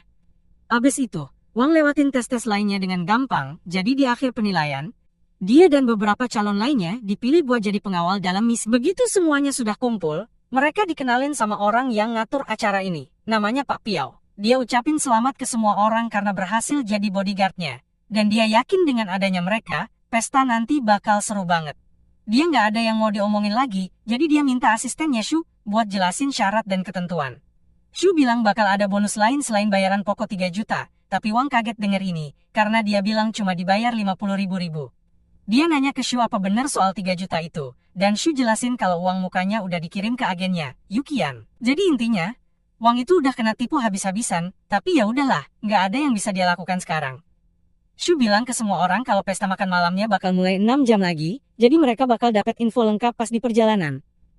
Di mobil, ada cewek namanya Buxiang yang kasih Wang, dan salah satu bodyguard lainnya map yang isinya info rahasia. Pesta Ludela yang mereka datengin itu bakal diadakan di negara bagian H di bumi, dan ada 7 misi yang terlibat. Salah satu misinya itu lelang, dan di lelang itu ada barang khusus yang Piao incar. Buxiang mengangkat foto topeng kuno dan bilang ke mereka kalau tugas mereka adalah membantu Piao mendapatkan topeng itu, apapun yang terjadi. Saat lagi lihat-lihat berkas, Wang melihat sesuatu yang menarik perhatiannya, terus dia tanya ke Buxiang apakah dia tahu apa itu. Buxiang bilang kalau gambar itu adalah esensi obsidian, dan waktu Wang cuma menghancurkan kubus, hal terakhir yang sistem bilang sebelum diam adalah dia harus mendapatkan sesuatu dengan nama obsidian. Wang gak yakin kalau esensi obsidian ini yang dimaksud sistem, tapi kalau benar, mungkin dia bisa menghidupkan sistem lagi. Tiba-tiba, Wang kena sakit kepala yang parah. Buxiang tanya dia, kamu baik-baik aja? Tapi Wang bilang, gak ada apa-apa kok, terus balik lagi baca folder. Mungkin Wang ketipu sama Yukian soal bayaran misi ini, tapi kalau dia bisa dapetin topeng dan obsidian, mungkin itu sepadan. Setelah ini, Wang bakal langsung cari Lu buat bikin dia bayar atas apa yang dia lakuin ke Xinyao. Akhirnya, semua bodyguard udah pada nyampe di ruang pesta, dan pas mereka masuk, Wang lihat banyak orang berdiri sambil minum-minum. Sekarang semua udah kumpul, pesta bisa resmi dimulai, dan para bodyguard dikasih tahu kalau buat mulai, mereka harus dapetin topeng obsidian itu. Mereka akan main game yang namanya Warrior's Bell. Ada pintu jebakan di lantai yang tiba-tiba kebuka, dan salah satu tamu yang ngintip ke bawah langsung kaget banget sama apa yang dia lihat. Kita semua pernah dengar debat manusia lawan gorila, tapi ini manusia lawan buaya. Semua orang agak takut lihat monster itu, tapi si pembawa acara bilang mereka aman-aman aja, karena lubangnya ditutup kaca anti peluru, jadi buaya itu nggak bakal bisa kabur. Para tamu jadi lega karena mereka nggak dalam bahaya, tapi si pembawa acara bilang beda cerita buat para pengawal di situ. Aturan main Warrior's Bell ini simple. Jadi, masing-masing pengawal harus masuk ke dalam ruangan satu persatu, dan kalau mereka berhasil ambil lonceng di leher buaya, mereka menang. Buat bikin mereka lebih semangat, si pembawa acara kasih lihat hadiah yang bisa mereka dapat, 2 tumpukan emas besar. Tapi ada satu aturan dalam permainan ini, begitu masuk ke ruangan, kamu harus keluar dengan lonceng buaya itu, atau kamu mati. Gak ada pilihan lain. Di titik ini, Wang sadar kalau pekerjaan ini sama sekali nggak ada hubungannya dengan jadi pengawal. Para tamu kaya cuma mau lihat mereka mempertaruhkan nyawa buat hiburan. Setelah semua aturan dijelaskan, banyak dari para pengawal yang percaya diri bisa menang. Yang pertama, sudah masuk ke dalam kandang. Dia bawa tombak dan perisai, tapi ingat, tujuan di sini cuma ambil loncengnya dan keluar. Jadi kamu pikir cara paling pintar adalah dengan diam-diam, tapi enggak. Orang ini malah teriak sekencang-kencangnya dan lari langsung ke buaya. Seperti yang diduga, buayanya bangun dan langsung menggigit dia. Buayanya kemudian membunuh orang itu, dan salah satu tamu di sana benar-benar suka. Piao kecewa karena pengawal pertama ini nggak bisa kasih perlawanan yang bagus buat buaya. Tapi Wang nggak berpikir pengawalnya lemah. Buaya ini jauh lebih kuat dari biasanya. Si pembawa acara kasih tahu semua orang, kalau buaya ini bukan buaya biasa, ini buaya hasil rekayasa bioteknologi dari perusahaan Du. Jadi, buaya ini kayak pakai steroid dan punya tenaga 50% lebih banyak. Karena semua orang kayaknya pada kaget setelah salah satu pengawal tewas, pembawa acara naikin hadiah jadi 30% lebih banyak, dan nanya kalau ada pengawal lain yang mau coba lawan buaya ini. Salah satu pengawal tamu lainnya, Hao, akhirnya maju, karena walaupun buaya ini cepet banget, jarak serangnya kayaknya pendek. Selama dia menjaga jarak, harusnya aman. Dia pergi ke gudang senjata, buat pilih senjata, dan memutuskan untuk ambil beberapa senjata panjang, supaya bisa serang dari jauh. Saat Hao dengan percaya diri masuk ke ruangan, Wang penasaran kenapa semua orang pada mau ikut permainan berbahaya ini, tapi salah satu temannya bilang, kalau itu semua ada di kontrak. Wang bingung apa yang dimaksud temannya, jadi dia jelasin kalau kontraknya bilang, kalau nggak ada yang mau ikut permainan maut ini, maka seseorang bakal dipilih secara acak, dan dipaksa IKUT. Wang pikir itu benar-benar nggak adil, tapi itulah kenapa mereka semua dibayar 3 juta. Sayang banget Wang cuma dapat 50.000 dari sini. Kayaknya cepat, atau lambat, Wang harus ikut salah satu dari game berbahaya ini. Dia tarik napas panjang buat nyiapin diri, terus dia lihat ada orang di salah satu balkon. Begitu dia mulai lihat orang itu juga lihat balik ke Wang dengan tatapan tajam. Wang jadi ketakutan jadi penjaga yang lain, ngasih tahu dia buat jangan ngeliatin orang. Itu karena dia anggota komite Ludela Banquet, dan dia di sini buat jaga ketertiban acara, makanya dia kelihatan menakutkan. Sementara itu, di dalam kandang, Hao berhasil ngasih beberapa serangan bagus ke buaya. Dengan tetap berada di atas tembok dan menusuk dari jauh. Dengan kecepatan dan ketepatannya, dia yakin banget kalau strateginya bakal bikin dia menang. Tapi walaupun si buaya udah terluka, dia tetap aja lincah banget. Jadi pas Hao mau kasih serangan terakhir, si buaya malah ngehantam dia dengan ekornya, sampai darah Hao berceceran di dinding. Si komentator emang suka banget sama bagian ini dari pekerjaannya, tapi sekarang, karena Hao udah tewas, mereka harus lanjut. Jadi dia naikin lagi hadiah sebanyak 30%, dan nanya siapa lagi yang mau coba. Kali ini, gak ada yang berani lawan si buaya, jadi semuanya diem aja. Tapi terus salah satu bodyguard NYA yang ngomong sesuatu ke dia, dan tiba-tiba dia bikin pengumuman. Dia bilang ke semua bodyguard NYA kalau ada yang bisa ngalahin buaya itu, dia bakal kasih bonus dengan bayarannya 2 kali lipat dari hadiah utama. Ini bikin para bodyguard langsung mikir. Dengan uang segitu mereka bisa langsung lunasin semua utang yang bikin mereka datang ke sini. Wang kaget ngeliat gimana mudahnya orang-orang ini dipengaruhi sama uang. Terus, salah satu bodyguard NYA Sanmu, namanya Modi, datang ke dia dan minta izin buat bertarung mewakili dia. Sanmu kelihatan beneran peduli sama bodyguard NYA. Jadi dia khawatir tentang keadaan Modi, tapi dia setuju untuk membiarkan Modi menantang monster itu. Tapi sebelum Modi bisa masuk ke kandang, ada pengawal lain bernama Du Bajin, yang juga mau ikut tantangan itu. Pembawa acaranya jadi semangat banget karena artinya mereka harus bikin acara last man standing. Tapi Wang belum pernah baca kontraknya, jadi dia nggak tahu itu apa. Cewek di sebelahnya kasih tahu kalau acara last man standing, itu artinya kalau ada 2 petarung yang mau tantangan pada waktu yang sama, mereka harus bertarung sampai salah satu kalah, untuk nentuin siapa yang bisa ikut tantangan. Wang jadi ngerti cara kerjanya, tapi dia bingung kenapa Bajin memilih buat bikin acara last man standing, soalnya meskipun dia berhasil ngalahin Modi, dia mungkin bakal kehabisan tenaga sebelum ketemu buaya. Tapi, yang lain bilang ke Wang kalau dia salah besar. Pas pertarungan mau mulai, Sanmu bilang ke Modi kalau dia menang, dia bakal dapat liburan panjang, kenaikan gaji, dan promosi sebagai hadiah, dan ini bikin Modi semangat banget. Tapi, dia bikin kesalahan dengan berbalik buat ngucapin terima kasih ke Sanmu atas kemurahan hatinya, dan di momen singkat itu, Bajin diam-diam nyerang Modi dari belakang. Bajin langsung gigit leher Modi, dan lagi ngisep tenaganya sampai habis. Dan begitu Bajin selesai, dia langsung mengolok Sanmu, bilang kalau sepertinya Modi nggak bakal bisa liburan lagi. Teman-teman bodyguard Wang jelasin kalau Bajin punya kemampuan buat ningkatin kekuatan bertarungnya dengan nyedot darah targetnya. Semakin kuat targetnya, Semakin kuat juga Bajin jadinya. Tapi ada sisi jeleknya, karena setelah efek peningkatan kekuatannya hilang, Bajin bakal takut sama cahaya dan suhu dingin. Komentator kasih selamat buat Bajin karena menang jadi orang terakhir yang berdiri, dan sekarang setelah itu selesai, dia bisa masuk ke kandang buat tantang buaya. Bajin dengan percaya diri masuk, tapi si komentator sadar kalau Bajin gak bawa senjata sama sekali. Jadi dia nanya kenapa. Bajin bilang, gak perlu senjata, apalagi kalau buat lawan buaya kasihan juga. Begitu buaya lihat Bajin, langsung lari ke arahnya. Tapi pas buaya mau gigit, Bajin loncat dan mendarat di mulutnya. Terus, dia cium kepala buaya itu. Dan tiba-tiba kepala buaya terpotong bersih. Bajin merasa dirinya lumayan peduli sama hewan, jadi kalau harus bunuh buaya, dia mau buat secepat dan sehalus mungkin. Setelah buaya itu mati, Bajin balik lagi, dan kasih bel ke pembawa acara. Du kasih selamat karena Bajin jadi yang pertama berhasil ngalahin monster. Itu dan seperti yang dijanjiin dia bisa ambil hadiahnya sekarang. Du kasih selama berhasil. Du kasih selama berhasil. Tapi Bajin curiga dia ambil hasil sekau, Minama bakal ambil hasil selama berhasil. Jadi dia bilang berhasil selama berhasil.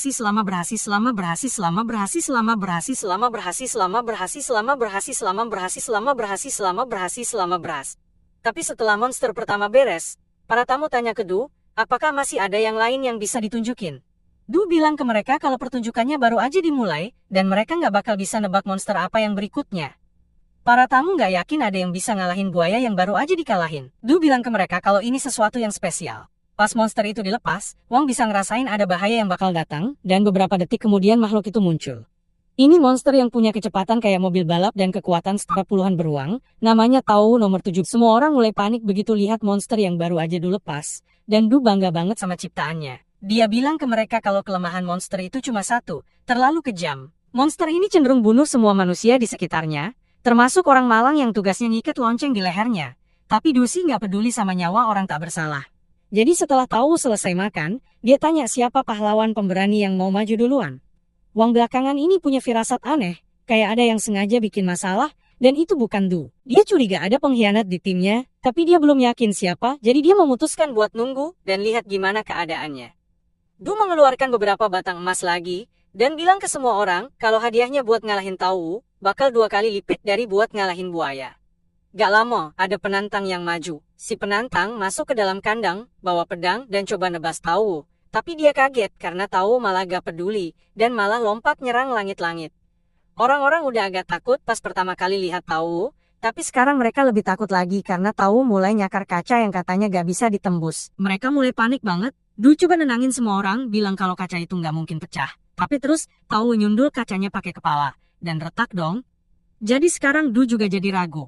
Sementara itu, di dalam kandang, ada penantang yang ngerasa diremehin karena Tao ngacangin dia. Dia langsung nyerang dari belakang, pas Tao lagi nggak lihat. Tapi sayangnya, Tao tuh cepet banget, jadi serangannya malah total zonk, nggak kena sama sekali. Tiba-tiba Tao udah ada di belakang dia aja. Dan cuma dengan 1 kali serang pakai cakar, si noob acak langsung tewas. Abis itu, Tao ngambil pedang milik si penantang tadi, lalu menatap langsung ke arah Du, karena ingin balas dendam ke majikannya yang kejam. Terus, dia mulai lompat-lompat, dan nyerang kaca pakai pedang yang ada di mulutnya. Du mulai khawatir jadi dia manggil bantuan karena dia nggak ngerti kenapa Tao tiba-tiba jadi agresif. Sementara Du masih bingung, Wang udah tahu penyebabnya. Ternyata, agresifnya Tao itu gara-gara racun emas. Pas dia lagi lawan buaya, dia taburin sedikit debu emas di lantai. Tapi cuma Wang yang nyadar. Awalnya Wang pikir itu buat ngasih keuntungan lawan buaya. Sekarang jelas banget kalau semuanya buat nyiapin insiden ini. Pas banget Tao berhasil nembus kaca, dan semua orang jadi panik total. Terutama Du soalnya Tao punya masalah sama dia. Tao udah siap nyerang, tapi pas mau nyerang Du, Murong langsung datang, dan nendang Tao menjauh. Du berterima kasih ke Murong, karena udah nyelamatin dia, terus langsung kabur, biar Tao gak bisa coba bunuh dia lagi. Tapi sebelum pergi, Du nanya Murong, apa perlu panggil beberapa penjaga bersenjata buat bantu netralisir Tao. Murong bilang gak perlu, soalnya penjaga biasa cuma bakal bikin diri mereka terbunuh. Sementara itu, di timnya Piao dengan polos nanya ke Du apakah ini masih bagian dari pertunjukan buat alihin perhatian, tapi Wang tahu kalau tim ini yang ada di balik semua ini. Di saat yang sama, Muxia pelan-pelan pergi dari kerumunan, tapi Wang gak manggil perhatian ke situ, karena semua kekacauan ini justru menguntungkan dia. Dengan situasi yang kayak gini, keamanan pasti jadi longgar, jadi dia bisa manfaatin kesempatan buat nyolong obsidian dari berangkas harta dan cabut dari sini. Dia mulai jalan pergi, tapi pas dia mau pergi, unit pertahanan khususnya empat penjaga ketertiban, datang. Salah satu dari mereka, ngasih tahu semua orang kalau gak perlu panik karena mereka bakal ngalahin Tao. Dan langsung aja, anggota kedua mukul kepala Tao sampai nancep ke lantai, bikin dia langsung pingsan. Mereka menyelesaikan masalah itu lebih cepat dari yang Wang kira, jadi dia agak kecewa. Tapi terus dia sadar kalau Muxia belum balik, jadi pasti ada sesuatu yang dia lakukan. Sementara itu, di lorong-lorong mansion, tim keamanan baru aja dikasih tahu kalau ada insiden di aula utama, tapi para penjaga ketertiban udah turun tangan dan beresin masalahnya, jadi nggak perlu khawatir. Pas banget, lampu di lorong-lorong mati, tapi para penjaga nggak terlalu ambil pusing, dan cuma mikir mungkin ada masalah kabel. Beberapa saat kemudian, salah satu penjaga dengar suara di belakangnya, jadi dia pergi periksa. Tapi pas dia lagi periksa, Muxia berhasil ngalahin partnernya, dan beberapa detik kemudian, dia juga ngejatuhin penjaga itu. Dia ngurung kedua penjaga di lemari penyimpanan, dan lanjut jalan. Tapi harus hati-hati sama kamera keamanan. Jadi, dia pencet tombol buat matiin sementara rekaman kamera, biar bisa lewat tanpa ketahuan. Dia terus turun lewat poros lift, dan pas sampai bawah, dia buka pintu lift pakai tangan kosong. Ada pintu kedua yang harus dia lewatin, tapi yang ini butuh scan biometrik. Jadi, dia pakai sarung tangan dengan sidik jari palsu buat ngerjain scanner, biar ngasih akses ke ruang harta. Tapi, meskipun udah hati-hati banget, dia tetap ketangkep sama salah satu penjaga. Dia nggak bisa menghindar dari situasi ini, jadi dia ambil pedang dan siap buat bertarung. Penjaga ketertiban juga siapin pedangnya, dan begitu mereka bertarung, Muxia kesulitan buat ngedapetin posisi yang baik. Di satu momen, dia hampir kena tebas, tapi dia berhasil menghindar di detik terakhir. Sayangnya, topinya jatuh. Saat itu, ada satu penjaga biasa yang mendekat dari belakang, dan dia mau nembak. Tapi Muxia nggak ceroboh, sampai kena serang sama orang biasa, dengan pistol. Jadi, dia tendang pistolnya sampai jatuh dan bikin orang itu terbang. Terus, dia lihat, ada penjaga lain yang mendekat. Jadi dia ambil tubuh penjaga pertama yang pingsan dan lempar ke penjaga kedua sebelum ngejatuhin mereka berdua ke tanah dengan tendangan. Harusnya itu bisa ngatasin mereka berdua untuk sementara, tapi Muxia terlalu fokus ngurusin mereka, sampai lupa soal penjaga ketertiban yang siap nyerang dari belakang. Untungnya, detik terakhir, Wang nangkep tangannya. Muxia kaget dan nanya Wang ngapain di sini, karena dia gak masuk rencana ini, tapi Wang pura-pura gak ngerti yang dia omongin.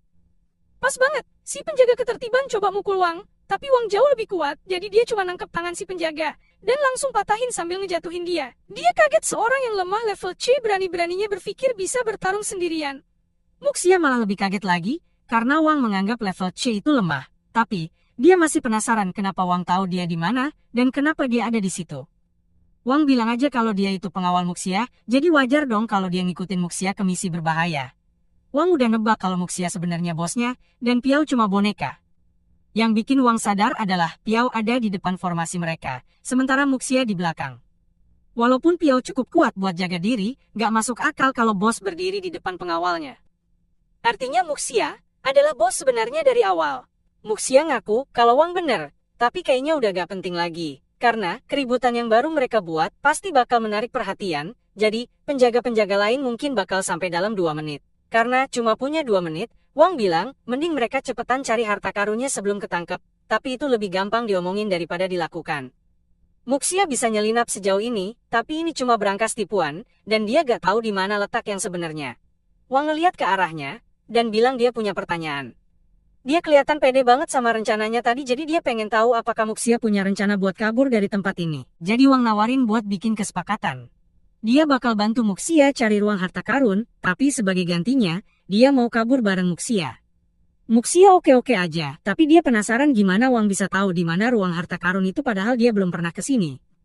Tapi Wang punya kemampuan spesial deteksi, jadi dia udah bisa ngerasain di mana ruangan penuh harta itu. Pas lagi gitu, tiba-tiba Wang ngerasain ada orang datang dari belakang mereka, jadi dia langsung narik Muxia buat sembunyi di balik tembok. Beberapa detik kemudian, peluru berhamburan ke arah mereka, kelihatannya penjaga udah berhasil nyusul. Wang ngerasain kalau pemimpinnya mau ngelakuin sesuatu, jadi dia langsung pakai kacamata buat bersiap-siap. Pemimpin itu minta salah satu anak buahnya buat kasih flashbang biar dia bisa bikin penyusup-penyusup itu bingung. Tapi pas dia lempar, Wang muncul dari sudut dan mukul balik flashbang itu pakai tongkat baseball. Ini bikin dia dapat waktu buat bawa Muxia kabur, tapi nggak lama, mereka kepepet lagi sama penjaga ketertiban. Muxia coba ambil pedangnya, tapi pemimpin itu menghentikannya dengan cambuknya. Dan pas Wang coba bantu Muxia, si orang gede itu gebukin kepala Wang ke tembok. Sementara itu, Muxia masih berusaha bela diri lawan si pemimpin. Tapi karena kalah jumlah, si orang gede itu datang dari belakang, dan ngedorong Muxia ke tembok tepat di sebelah Wang. Wang bilang kalau 3 prajurit tingkat B lawan mereka berdua itu nggak adil, tapi si pemimpin nggak peduli soal pertempuran adil, dan dia juga nggak peduli apa yang Wang pikir tentang dia karena Wang bakal mati sebentar lagi. Wang ketawa dan bilang dia nggak bakal mati sendirian sambil ngejatuhin granat ke tanah. Si pemimpin panik dan siap-siap buat ledakan, tapi ternyata granatnya palsu. Wang cuma pakai itu buat pengalih perhatian biar dia dan Muxia bisa kabur. Akhirnya mereka berhasil sampai ke ruangan tertutup dan hancurin kamera pengawas, jadi mereka gak bisa dilacak. Tapi itu cuma masalah waktu sebelum penjaga ketertiban nemuin mereka lagi. Muxia berterima kasih karena Wang sudah menyelamatkannya, tapi dia penasaran kenapa Wang repot-repot nolong dia, padahal bisa kabur sendiri. Wang bilang dia masih butuh info tentang Luo dan si Guqin biar bisa nemuin Xin Yao, dan dia dipekerjakan jadi pengawal jadi nggak bisa ninggalin Muxia begitu aja. Tapi, mereka nggak bisa santai-santai aja sampai penjaga ketertiban nemuin mereka, jadi Wang bilang dia punya rencana. Beberapa menit kemudian, penjaga ketertiban jalan di lorong-lorong, dan Wang muncul di depan mereka. Pemimpinnya senang, karena mereka nggak perlu susah-susah cari Wang lagi, tapi dia sadar kalau Muxia nggak ada di sana. Wang bilang dia ninggalin Muxia karena orang lemah kayak dia cuma bakal jadi beban. Mereka kaget kalau dia bakal ngelakuin hal kayak gitu, tapi mereka gak bisa biarin penyusup kabur, jadi pemimpinnya nyuruh salah satu temennya buat jebak Muxia. Ini emang rencana Wang dari awal, jadi begitu penjaga ketiga pergi, Muxia muncul dari plafon tempat dia sembunyi selama ini. Dia langsung loncat dan nyerang pemimpin itu, tapi ada orang gede yang coba nyerang dari belakang. Tapi karena sekarang pertarungannya jadi 2 lawan 2, Wang bisa bantu Muxia dan mukul orang gede itu sampai nabrak tembok. Muxia juga berhasil bikin pemimpinnya pingsan, dan setelah ngalahin mereka berdua, mereka harus buru-buru sebelum yang ketiga balik lagi. Wang bawa Muxia ke ruangan yang penuh harta karun dan ngebolongin tembok biar bisa masuk. Begitu di dalam, Muxia nemuin gulungan yang dia cari, dan langsung klaim itu buat dia. Wang bilang dia nggak usah khawatir, karena dia nggak tertarik sama gulungan kuno itu. Yang dia mau itu obsidian, dan begitu dia nemuin mereka siap buat cabut. Wang nanya ke Muxia gimana rencana kaburnya, dan dia jelasin ada pipa pembuangan gede di lab biotek bawah tanah, jadi kalau mereka ke sana, harusnya bisa merangkak keluar. Kedengarannya sih gampang, tapi entah kenapa Wang ngerasa nggak enak soal ini. Pada saat yang sama, para penjaga ketertiban udah sadar, dan mereka mulai bangun lagi. Bos mereka datang, dan nanya apa yang terjadi. Setelah lihat mereka babak belur, dia langsung paham kalau mereka habis dihajar. Jadi dia buru-buru, kasih mereka pil, biar mereka bisa nangkep penyusup. Di lab, Profesor baru aja dapat kabar kalau mereka udah dapetin tubuh Tau 17, jadi dia nanya, apakah mereka harus mulai ngumpulin data, tapi dia kayaknya nggak terlalu tertarik. Tau itu eksperimen gagal dari awal, jadi si profesor nggak lihat alasan buat repot-repot ngumpulin data darinya. Yang dites cuma subjek yang dianggap penting buat dia, dan itu manusia. Sementara itu tim keamanan di lantai B2 udah dikasih tahu kalau Wang dan Muxia lagi menuju ke sana, jadi mereka kumpul di sekitar lift dan siap nembak begitu lihat mereka. Di sisi lain, Wang nanya ke Muxia kenapa mereka ke lantai B2 dulu, bukannya langsung ke lantai paling bawah. Muxia bilang ada hal yang harus dia lakuin sebelum kabur. Dia juga bilang Wang boleh aja pergi duluan kalau mau, tapi Wang kan bodyguardnya, jadi dia nggak bisa ninggalin Muxia sendirian. Pas udah hampir sampai B2, Muxia ngeluarin remote dan gangguin kamera di lift biar penjaga. Nggak tahu apa yang bakal terjadi. Dia tahu banget kalau ada sekitar selusin penjaga siap nembak begitu pintunya kebuka, tapi dia udah siap buat ngadepin itu. Jadi dia cabut pedangnya dan maju ke depan. Di lantai atas, para penjaga ketertiban udah bangkit lagi, dan mereka panggil tentara di B2 buat dapetin update soal situasi dengan Wang dan Muxia, tapi Muxia udah ngalahin semua penjaga. Mereka nggak punya banyak waktu, jadi dia bilang ke Wang buat perhatiin baik-baik dan nunjukin peta lantainya. Mereka bakal menuju ke timur dari sini, sampai mereka nemuin lift yang bakal bawa mereka turun ke selokan. Wang mikir itu kelihatannya gampang, tapi Muxia ngingetin kalau lantai ini benar-benar bahaya, dan sebentar lagi, para penjaga pasti bakal nyusul mereka. Tapi Wang kayaknya santai aja dan malah jalan terus, padahal Muxia bilang, dia salah arah. Mereka berdua terus jalan melintasi lantai, sampai akhirnya nemuin jejak darah yang menuju ke sebuah pintu. Wang mulai agak khawatir, tapi Muxia langsung pakai sarung tangan biometriknya buat buka pintu itu. Wang nanya, yakin gak nih soalnya dia ada firasat buruk tentang apa yang ada di balik pintu ini. Tapi Muxia tetap buka pintunya, dan ternyata, itu adalah lab riset biogenetik Du. Wang nanya kenapa Muxia bawa dia ke sini, soalnya dia pikir mereka mau ke selokan. Tapi Muxia ngingetin dia kalau Wang sendiri yang bilang mau terus ada di sampingnya, karena dia bodyguardnya. Muxia bilang ada yang perlu dia selidiki di sini, tapi mereka harus buru-buru sebelum penjaga datang. Wang nanya ke Muxia, apakah dia tahu penelitian apa yang melibatkan monster kayak gini. Muxia jelasin kalau Dulab lagi coba bikin monster rekayasa biologis terkuat yang nggak bisa dibayangkan. Wang kaget banget kalau senjata biologis beneran dikembangin di sini. Muxia jelasin kalau orang-orang gila yang kerja di sini percaya, mereka bisa ubah kehidupan jadi senjata hidup yang paling hebat. Mereka sama sekali mengabaikan semua resiko dan bahaya yang ada. Tapi, setidaknya, eksperimen di sini semua dilakukan pada hewan. Tapi, di bagian lab yang lebih dalam ini, justru kengerian sebenarnya terjadi. Saat mereka masuk ke lab, mereka lihat banyak ruang penahanan dengan monster di dalamnya, dan mereka ketemu seorang asisten peneliti yang lagi catat-catat sesuatu tentang salah satu monster itu. Begitu asisten itu sadar ada Wang dan Muxia, dia dengan santai bilang kalau profesor ada di kantornya. Wang bingung dan tanya kenapa asisten itu kayak biasa aja, ngelihat dua orang asing masuk, tapi ternyata dia dan profesor udah nunggu kedatangan Muxia. Asisten pergi untuk memberitahu profesor kalau Muxia sudah datang. Jadi, dia meminta asisten untuk memindahkan semua data yang mereka kumpulkan, sementara dia pergi bicara dengan Muxia. Profesor menyambut Muxia, tapi Muxia nggak mau basa-basi. Dia langsung bilang ke profesor, buat kasih obat terapi gen yang dijanjikan, biar dia bisa nyembuhin kakeknya.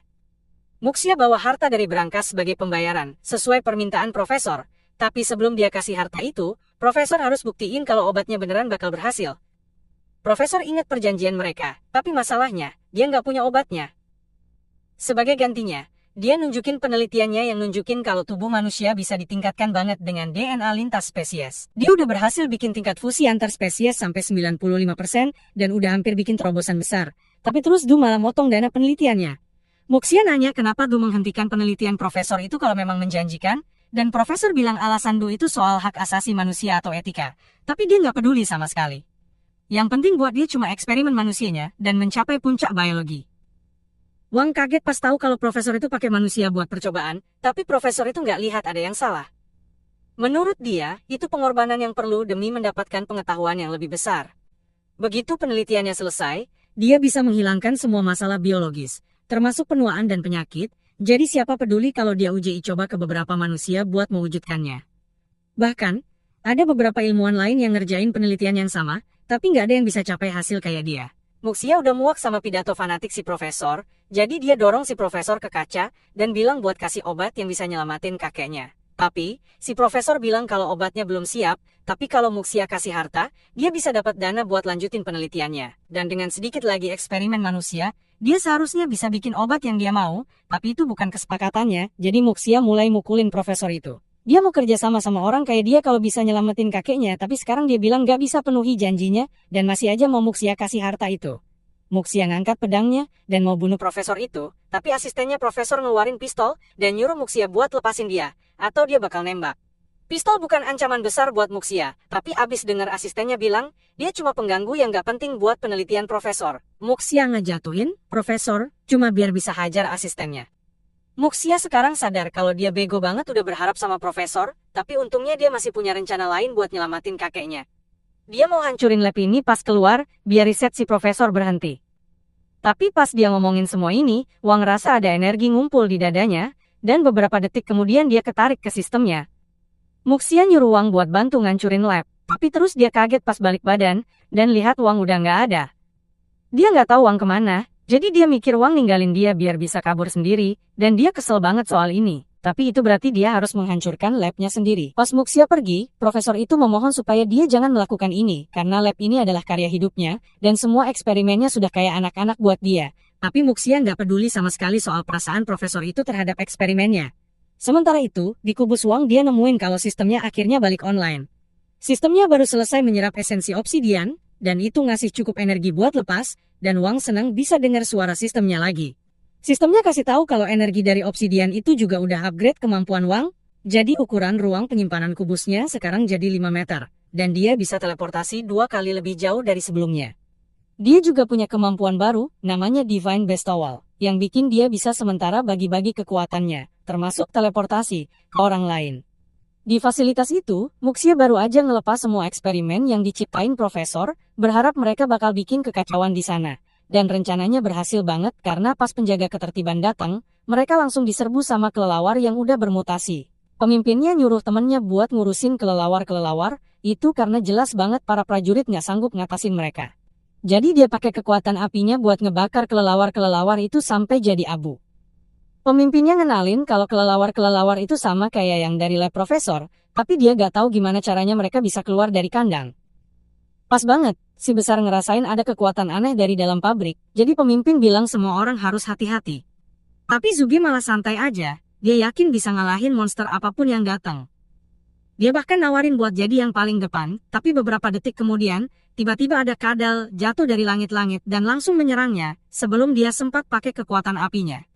Zugi kena serangan brutal, tenggorokannya digigit sampai badannya hancur. Pemimpin mereka shock ngeliat temennya dibantai kayak gitu, jadi dia langsung suruh pasukannya tembak si kadal. Tapi, kulit kadal itu kuat banget, jadi pelurunya nggak terlalu ngaruh. Kadalnya balik nyerang salah satu prajurit, tapi sebelum mukanya hancur, si pemimpin berhasil nahan pakai cambuknya. Sambil nahan, dia minta si Men buat ngurus si kadal. Si Men seneng banget bantu, jadi pas kadalnya ditarik, dia langsung hajar sampai tembus dadanya. Sementara itu, Muxia lagi jalan menuju pintu keluar. Ketika dia berbelok di sudut, dia kaget melihat jalan buntu. Menurut peta yang dia punya, harusnya ada jalan yang menuju ke saluran pembuangan di sini, tapi sebelum dia bisa cari tahu kenapa jalannya terhalang, dia diserang oleh penjaga-penjaga yang tersisa. Dia berhasil menangkis serangan itu, tapi tanpa Wang di sini, Muxia dalam keadaan yang kurang menguntungkan karena dia sendirian melawan 2 orang. Pemimpinnya nanya apakah Muxia punya kata-kata terakhir sebelum mereka membunuhnya, tapi dia cuma diam, dan siapin pedangnya buat bertarung. Pemimpin itu mulai menyerang duluan, dan Muxia berusaha semaksimal mungkin untuk menangkis semua serangannya, tapi akhirnya, pemimpin itu berhasil melilitkan cambuknya di lengan Muxia, dan ini udah hampir selesai buat Muxia karena cambuknya bikin lumpuh begitu kena.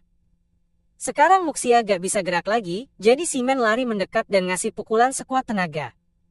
Muxia masih bisa bertahan dari pukulan pertama itu, tapi dalam kondisinya sekarang, gak mungkin dia bisa bertahan dari pukulan kedua. Sebelum mereka menghabisi Muxia, pemimpinnya sempat berterima kasih karena Muxia udah menghancurkan laboratorium profesor, karena sebenarnya dia benci banget sama tempat itu.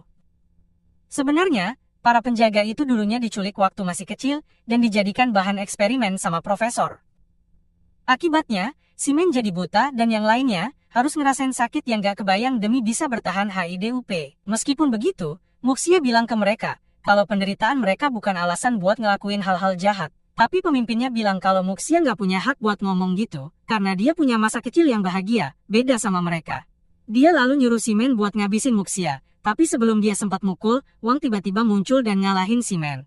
Dia nanya ke Muxia apa dia baik-baik aja, tapi Muxia beneran kesal, karena hampir aja dia kena hajar kalau Wang nggak ada di situ. Pemimpinnya bingung banget dan nanya gimana caranya Wang bisa sampai ke situ. Tapi Wang malah kasih peringatan, kalau dia bisa ngerasain ada segerombolan monster yang datang. Pemimpin itu lalu berbalik dan mendapati 2 kadal menatapnya tajam, jadi dia bilang ke Wang kalau mereka harus kerjasama buat ngalahin monster-monster ini.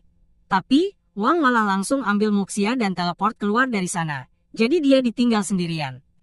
Sekarang, Wang dan Muxia ada di selokan, jadi Muxia nanya gimana dia bisa lakuin itu, tapi Wang gak mau kasih tahu kemampuan spesialnya, jadi dia bilang itu rahasia. Muxia memutuskan buat gak bertanya lebih jauh, tapi mereka benar-benar harus pergi secepatnya, jadi dia pakai baju selam yang udah dia sembunyiin dari tadi, dan siap-siap pergi. Wang tanya apakah dia bawa satu untuknya juga, tapi Muxia bilang dia bisa pakai kemampuan rahasianya buat keluar sendiri. Tapi sebelum mereka bisa pergi, mereka dihadang sama bosnya organisasi Du. Kekuatan bertarungnya gila banget, jadi sistem kasih peringat. Wang nanya ke sistem siapa orang ini karena dia sama sekali nggak bisa ngerasain kalau ada yang mendekat, dan sistem bilang kalau Li jauh lebih kuat dari Wang, jadi dia sebaiknya nggak cari ribut. Menurut info dari Muxia, Li seharusnya lagi di luar negeri buat misi pembunuhan, tapi sekitar sebulan yang lalu, dia tahu ada yang nyuri info soal organisasi. Jadi dia semangat banget pengen tahu siapa pelakunya, karena dia pikir bakal ketemu lawan yang tangguh. Tapi dia kecewa pas lihat ternyata cuma beberapa anak lemah. Muxia panik banget karena dia nggak tahu harus gimana pas Li mendekat. Awalnya dia cuma mau bunuh penyusup itu dan beres, tapi beberapa anak buahnya baru aja mati, jadi dia nawarin Muxia buat jadi kelinci percobaan baru. Tapi, sebelum Li bisa nangkep Muxia, Wang langsung pegang tangan Li buat nahan. Wang coba nusuk Li pakai belati, tapi Li berhasil blok pakai lengannya, dan langsung ubah tangannya jadi kapal buat balas serang. Di organisasi, Li punya julukan Iron Fist, tapi Muxia gak nyangka kalau tangan Li beneran dari besi. Wang agak kesulitan buat ngelawan Li, jadi Muxia pengen bantu, dan coba targetin tangan Li yang lain. Li tiba-tiba muterin sikunya. biar bisa ngelindungin diri dari serangan Muxia.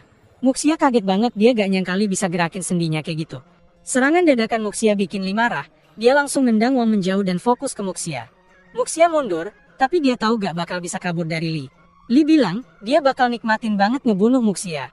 Tapi sebelum Li sempat ngapain, Wang tiba-tiba muncul di belakangnya dan nendang mukanya. Li gak nyangka ada serangan kayak gitu, tapi dia cepat bangkit lagi, dan langsung nangkep kaki Wang yang masih di udara. Terus, Li muter-muterin Wang dan ngehantem dia ke tanah. Tapi pas Li mau ngabisin Wang, Muxia lempar belati ke arah Li buat bikin dia gak fokus. Terus dia coba nyerang diam-diam, tapi Li udah ngeliat dari jauh, jadi dia gampang aja ngelak dari serangan Muxia. Wang nyoba nyerang Li pas Li lagi fokus sama Muxia, tapi Li juga udah ngeliat itu. Cuma, dia gak nyangka Wang bisa teleport pas nyerang, jadi Li kaget dan Wang berhasil nyerempet mukanya. Ini bikin Li agak was-was karena dia gak bisa nebak serangan Wang kalau udah teleport. Dia ngaku kalau dia sempat ngeremehin mereka dan nanya ke Wang apakah teleportasi itu teknik terlarang atau semacamnya, tapi Wang gak mau jawab. Muxia nanya ke Wang, kira-kira mereka berdua punya peluang ngelawan Li.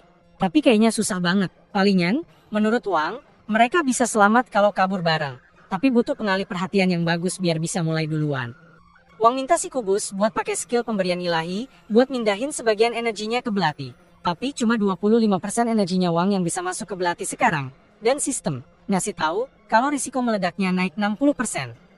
Juga, bakal butuh waktu buat sistemnya mindahin energi itu. Pas sistemnya lagi ngerjain itu, semua kemampuan Wang yang lain jadi nggak bisa dipakai, jadi dia nggak bisa teleportasi selama beberapa menit. Wang tetap pengen sistemnya jalan, tapi pas dia lagi ngobrol sama sistem, Li lihat dia melamun dan langsung nyerang mendadak. Dia mukul perut Wang kuat banget sampai mata Wang jadi putih, dan dia jatuh ke tanah. Muxia coba bantu Wang, tapi jelas dia kalah jauh sama Li, jadi Li bahkan gak anggap serius dan langsung ngebuang pedangnya. Wang teriak ke Muxia buat tiarap biar dia bisa nendang Li, tapi Li dengan gampang nangkep kakinya dan ngehantam dia ke tanah. Muxia sekali lagi coba nolongin Wang, tapi Li narik rambutnya dan mukul dia keras banget sampai mulutnya berdarah. Terus, dia lempar Muxia ke air got yang kotor, dan gak lama kemudian, Wang juga kena hal yang sama. Li heran kenapa Wang gak pakai teleportasinya lagi, padahal itu satu-satunya trik yang bisa bikin dia kaget. Ternyata, teleportasi Wang lagi gak bisa dipakai. Muxia nanya ke Wang apakah dia baik-baik aja, dan Wang bilang dia oke, tapi bakal susah buat ngalahin Li. Jadi, dia nyuruh Muxia buat pergi secepat mungkin sementara dia tahan Li. Wang lempar granat ke Li dan Li nangkep, tapi terus granatnya meledak. Jadi, ada asap tebal yang muncul, dan Muxia sama Wang pakai kesempatan itu buat kabur. Tapi tiba-tiba Li muncul dari balik asap dan coba nangkep Muxia, jadi Wang harus nahan dia. Sayangnya, Li dengan gampangnya ngehantam Wang ke tanah lagi. Muxia balik lagi dan coba nyerang, tapi Li juga ngehantam dia. Mereka berdua nggak bisa ngimbangin serangan Li, tapi Wang nggak mau nyerah. Dia bangkit lagi dan siap buat ronde kedua. Tapi Li udah mulai bosan mukulin Wang terus-terusan, jadi dia mukul perut Wang, dan bilang buat nyerah aja. Meskipun gitu, Wang terus nyerang aja, bikin Li makin marah.